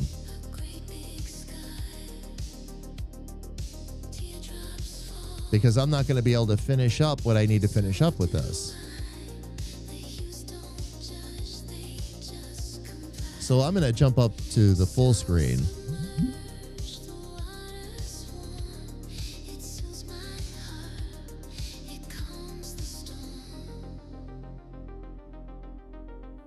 Do I want to save my changes? No. I actually want to restart this entire computer now. Because for whatever reason, it's insisting on dumping shapes in a glitched manner. So I'm going to have to, let me do this, fam. I'm going to say this one more time too. A lot of these issues that started creeping up, and I want to be clear about this because I don't want this to look bad on Affinity. A lot of these issues that have been coming up didn't start for me until the last Windows update. Now, I have gone through and checked everything to make sure I've got everything up to date. Everything is fine and right where it should be. It is literally just Windows updates. I don't know what they changed or what would have caused this, but that's where these problems started happening. I did also notice with this last Windows update that NVIDIA pumped out about 3 different drivers really quick. So it does make me wonder if something they did really interfered with graphics and otherwise, because that's where I run into problems.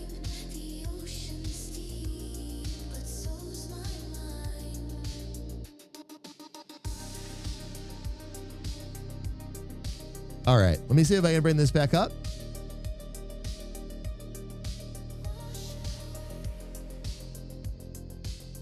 There we go.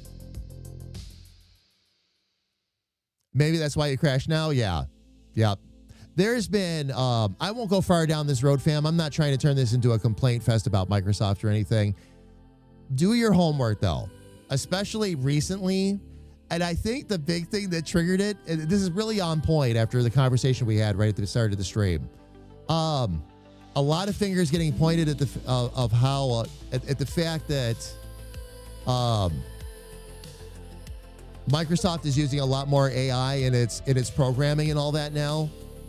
And all of a sudden, all these strange issues are popping up for people. Or there was one issue that was crashing hard drives and all that again.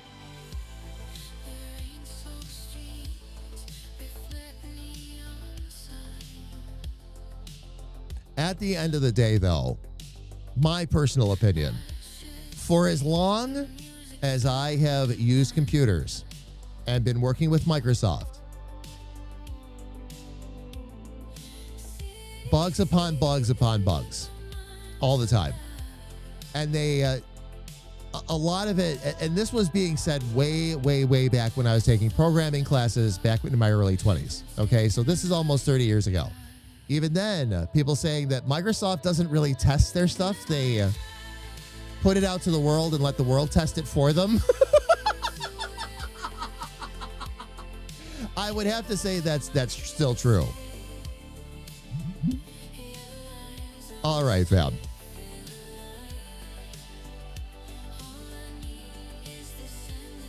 We'll see if I still have the same problem here or if I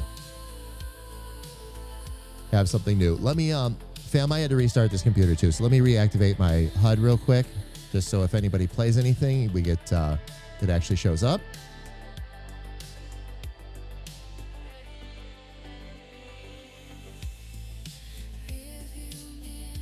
There we go. Make sure we get it on the right screen. Let's see if I can actually draw a shape now and draw it correctly.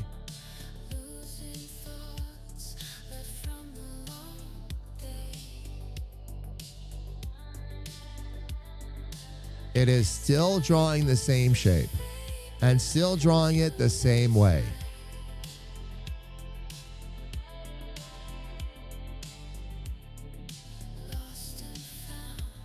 The problem with this, fam, is if I have to add another shape to this document, which might happen, I'm not going to be able to do it properly.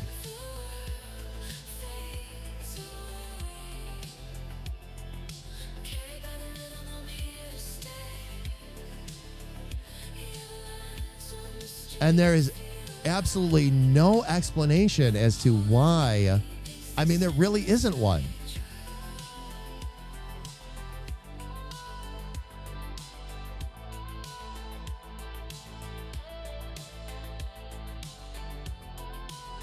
I mean, it's not even including the points. And anywhere you would look, of course, fam, to make that happen.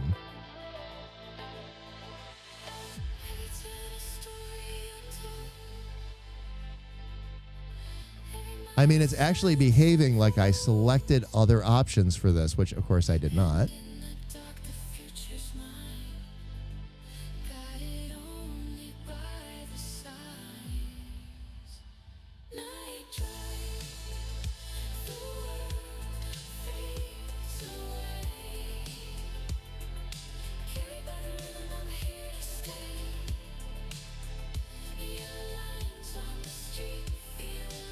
Okay.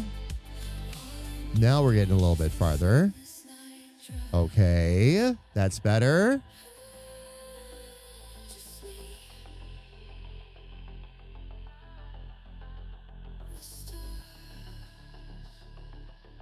I'll set that to scale with the object.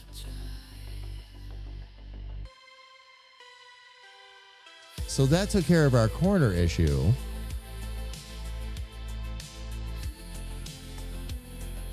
But no matter which internal color I choose, it insists on keeping it transparent. It will not let me choose a color for it. Oh, now it's starting to.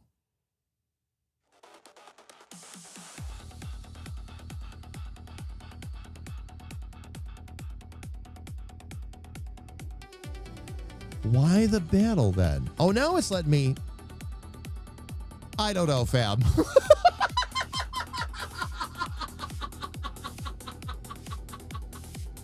It's like the software was hung up and all I had to do was jump over to another option and come back, and then all of a sudden I was able to start doing this. So now I should be able to, and this was the whole point and purpose to begin with, fam. All right. I'm not going to complain, fam, or make any more jokes. At the end of the day, the goal is to get it done, and now I'll be able to get it done. I just have no idea why we had to ride the bus like this. I'm doing the same exact things, fam, literally. The only thing I changed were those corners, and suddenly it's off to the races for us. So I don't know. I don't know anymore.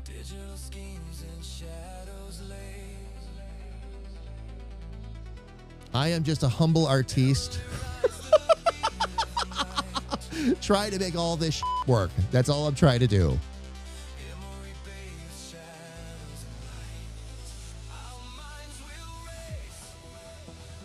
All that just to do this one little triangle, fam. Okay. Now I'll be able to copy that. I will paste it.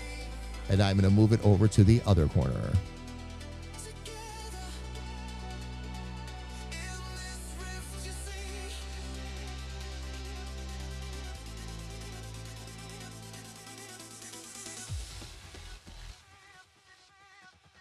Here, let me grab the lines on that real quick and I'll line this up properly.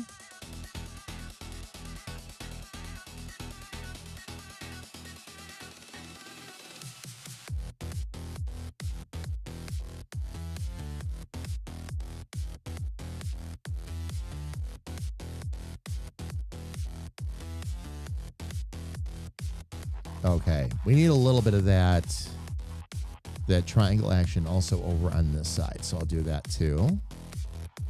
We're going to hit that up. We're going to duplicate it. And then we can flip it.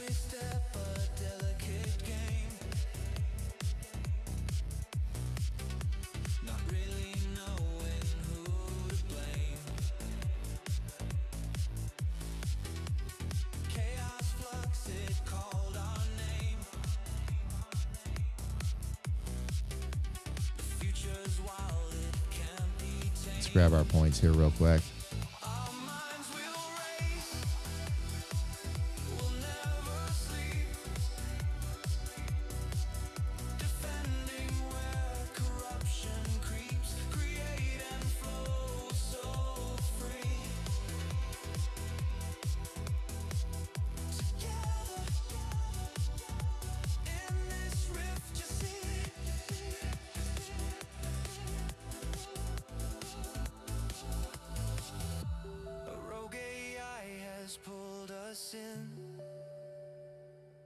And then the beautiful chaos did begin. Okay, I'm going to copy and paste this one too. Pixels crackle in the We'll move that over real quick. It isn't working. See, when I do this. Oh, it's working now. Yeah. Kira, I don't know anymore. Like I said, this is what, and because I work with computers the way I do, okay, there are things that are more obvious to me, and I've learned this along the way. There are things that are more obvious to me than there are to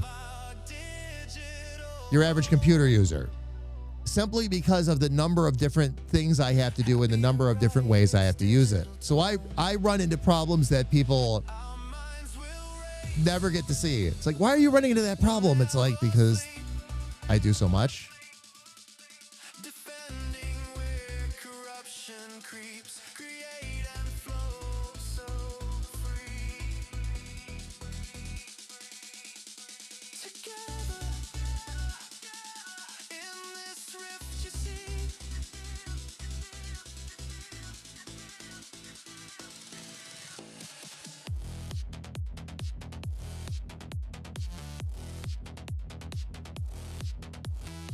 Oh, saggy pineapples. Indeed, saggy pineapples. Indeed. Indeed.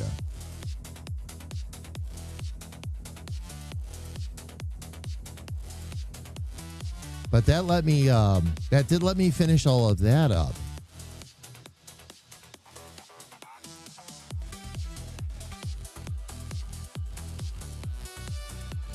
Okay, let's get this on a black background again.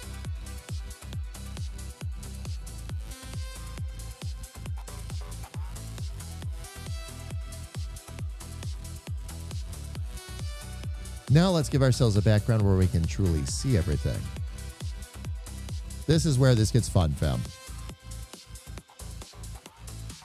These are all my favorite little tricks with this.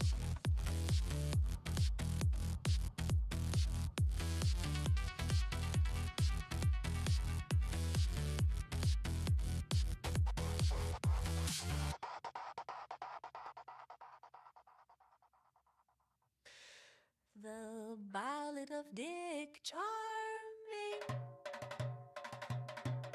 A mighty foe came to the rift, squeaking and oinking. He zoomed across the land, treating everyone like a plaything. He disrupted politics, he disrupted trade, he disrupted bowel movements. Everyone felt afraid.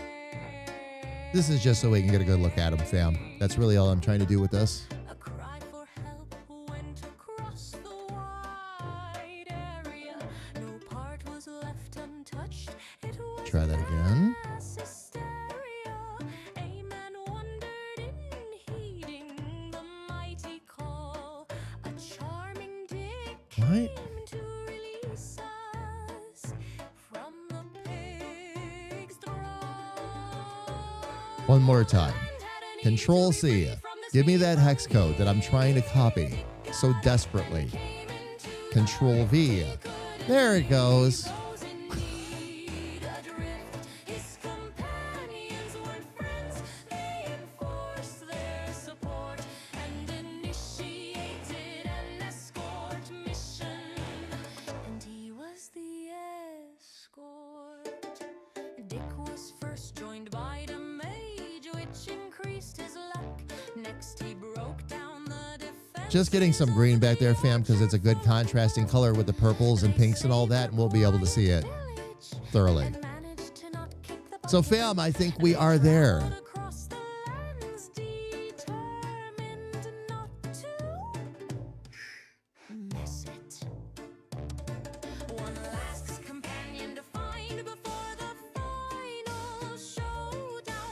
Boots and all that are on. Cold reception flames Hand is straightened around. with the group made We'll have to come up with a name for the eye, but we'll do that. left to face. They traveled together to the imposing castle to blast that pig into space.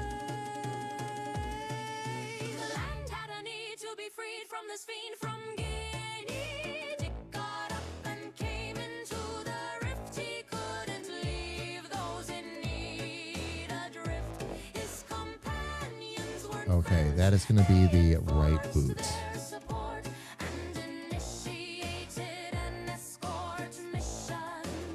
And he was the What I've got to do real quick, fam, while I was doing all that playing around, I have a lot of extra curves in here that I need to group together real quick. This all falls right back into what you hear little sis and I talk about all the time. Label everything. Don't lose it. companions weren't friends. They enforced their support and initiated an escort Okay. mission. And he was the All right, so that is the Dick Charming. left boot.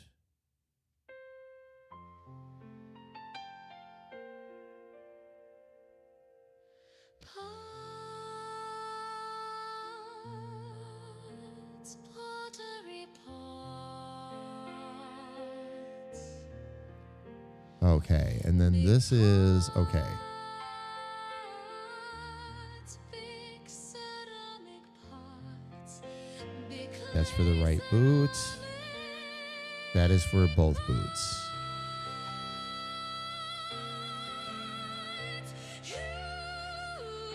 All right, that is for left boot again.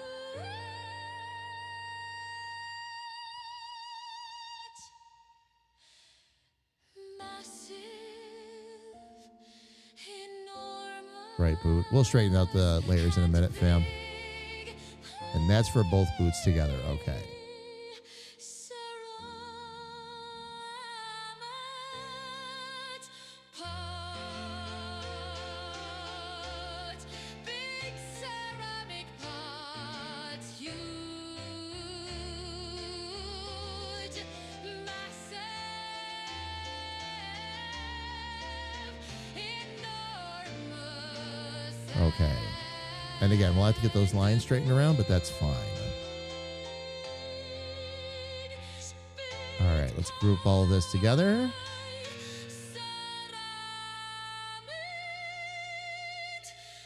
And that'll be our boots.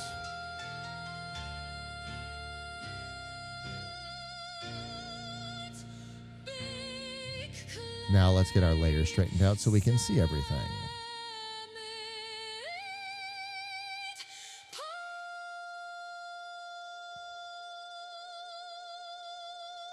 Oh, that's right.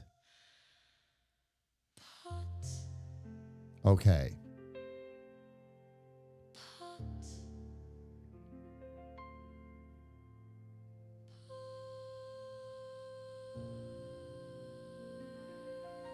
Left boot curve, right boot curve. Okay, so what we're going to need is I'm going to need these two.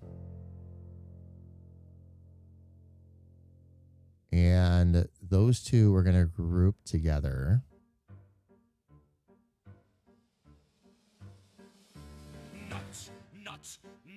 Because those are boot shadows.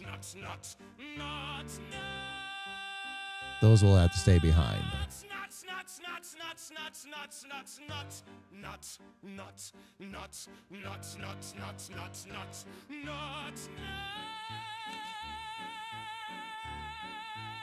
Because what I can do then, where is my...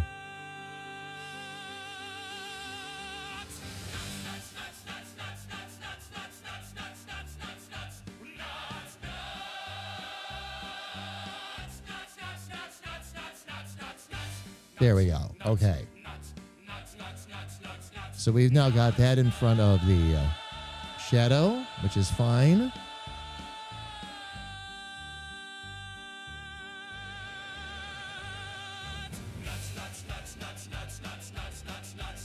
Left boot is good.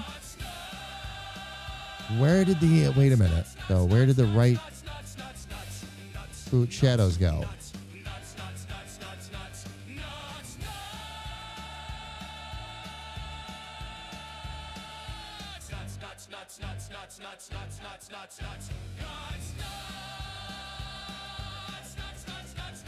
Did I accidentally put that in another layer? Maybe I did. Let's see.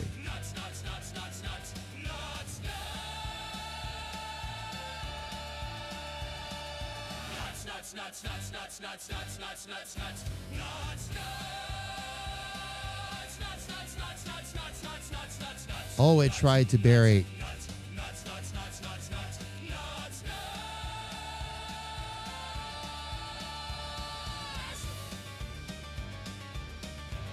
Okay. I see what it did. It tried to, fam, what it did was it's burying layers and layers. And I don't know, it's very possible that I simply just dragged something to the wrong spot.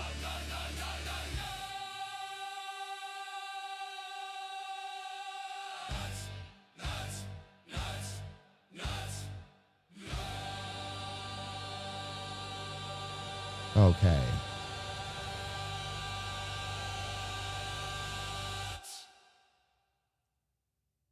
Let me back that out of there. Okay.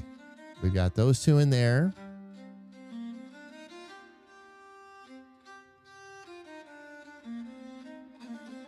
Now the rest of the right boot.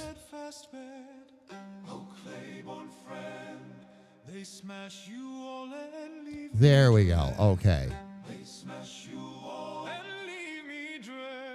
I had, okay, what I had done, fam, is I had accidentally pulled the layer that had all the lines and boot shadows down below the boot is what it was. And it had actually all combined together into another layer that it wasn't supposed to. So I had to, it was all my own doing, fam. I just had to fix it.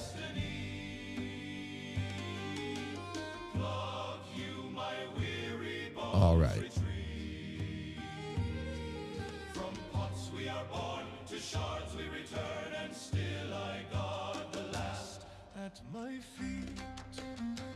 All right, just trying to think if there's anything else there that we're going to want to try and hit up, but I don't think so. We've got the hands down where we wanted them. We've got the colors dialed in as we wanted. The only other thing,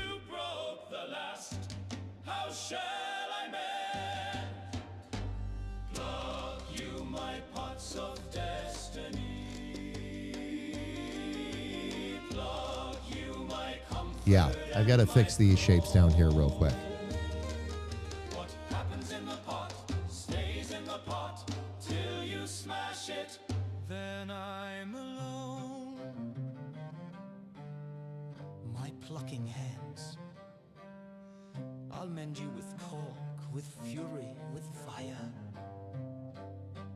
But when the shards fall once again, what the pluck you my pots of destiny. Pluck you ye cork-filled dreams of clay. From pots we are born, to there we pots go. we return in our rage, till my Well, close anyway. dying day.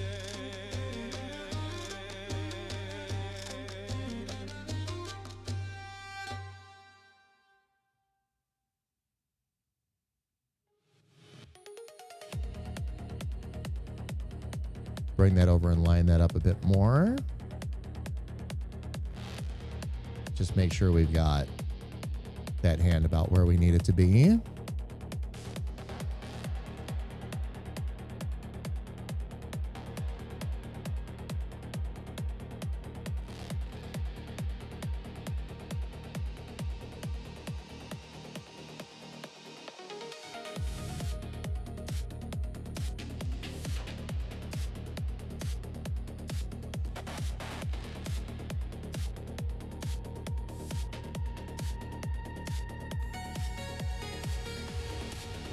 I think we've got him, fam. I think I'm finally happy. Enough stuff has been fixed and all that. There's one other little trick I'm going to try just for giggles, but if it doesn't work, not a big deal. Just a little something extra I want to try with the boots a bit. But we'll get there. We'll get there.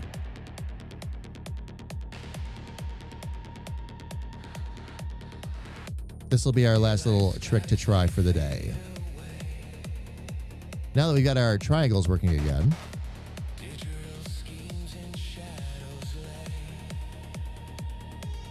what I'm going to do is I'm going to change the color of that to our purple.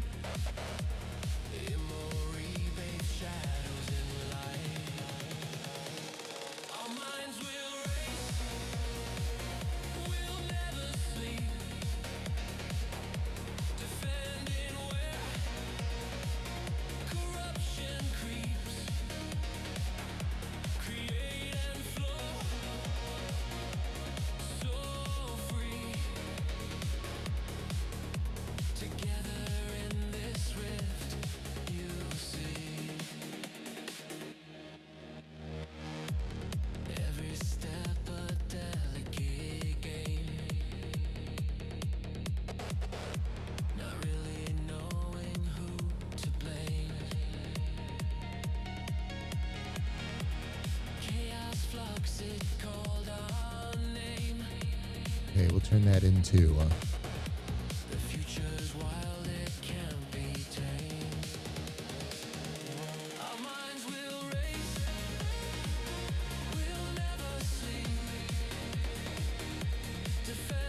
let's get those smoothed out.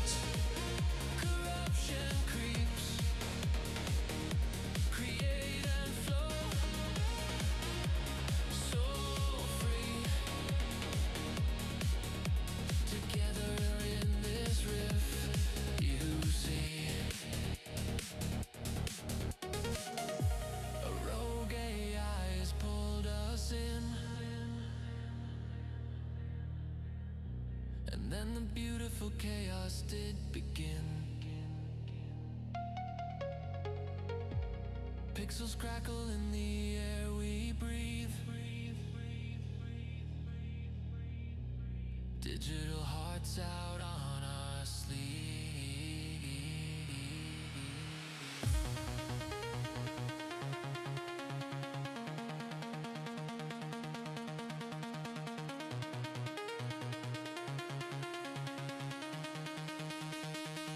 Yep, I like that a lot better. I've just got to darken that up a little bit. This little triangle right here.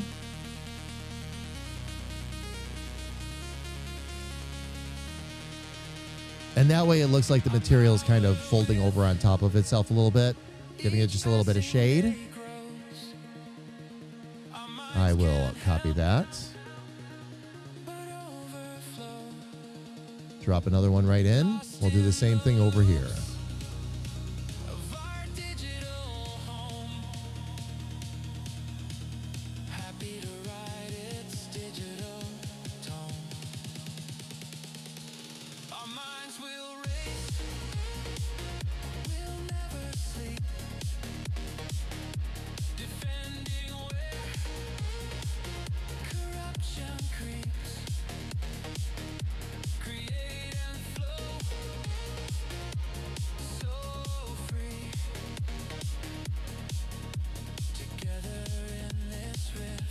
Give it just a little bit of a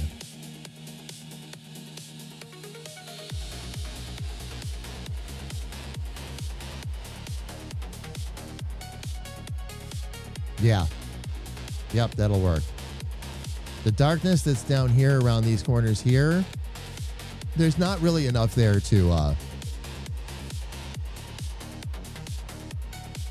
want to grab any of that, and I like that extra shadow over there anyway. But that's, oh, fam, I'm sorry. I'm not trying to dance all over the place. What's this doing? There we go. Okay. Fam, again, green background is just so you can see him properly. But this is our final version of the Mage. We'll make little tweaks here and there along the way, I'm sure, as time goes on. But this will allow me to get a lot of the other artwork that I need to do so we can start to work on the Steam pages and all that. The other character I've got to get developed so we can start building some stuff into the game again and testing a little bit is Dick Charming. Now, Dick is already partially done. Actually, I can show you real quick here, Fab.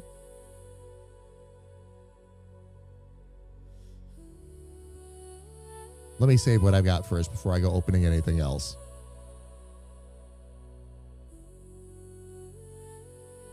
But fam, we already have a lot of Dick Charming done already too.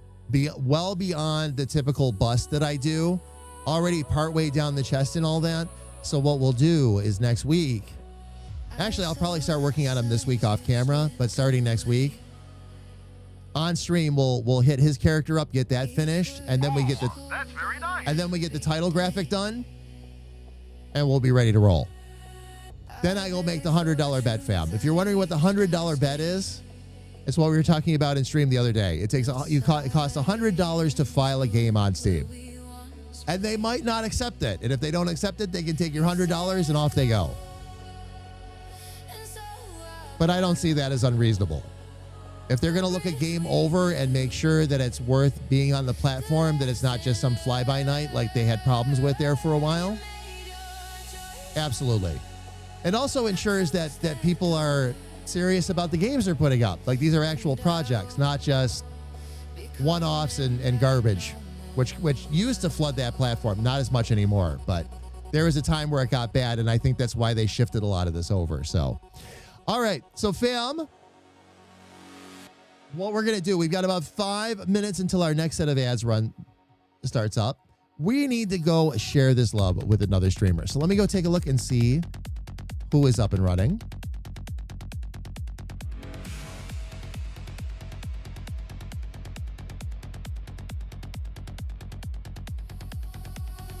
And who we can go say hi to.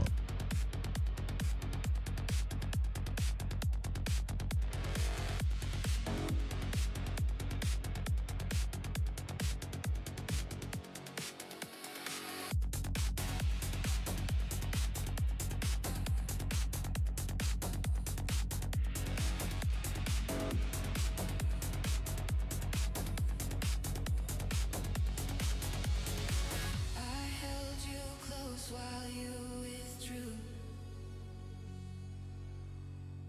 Still try to see the best in you. But Oh, find a friend. fam, maybe we can go over and say hi to somebody we were chatting with earlier in the stream. Hang on. Iden Rains is up.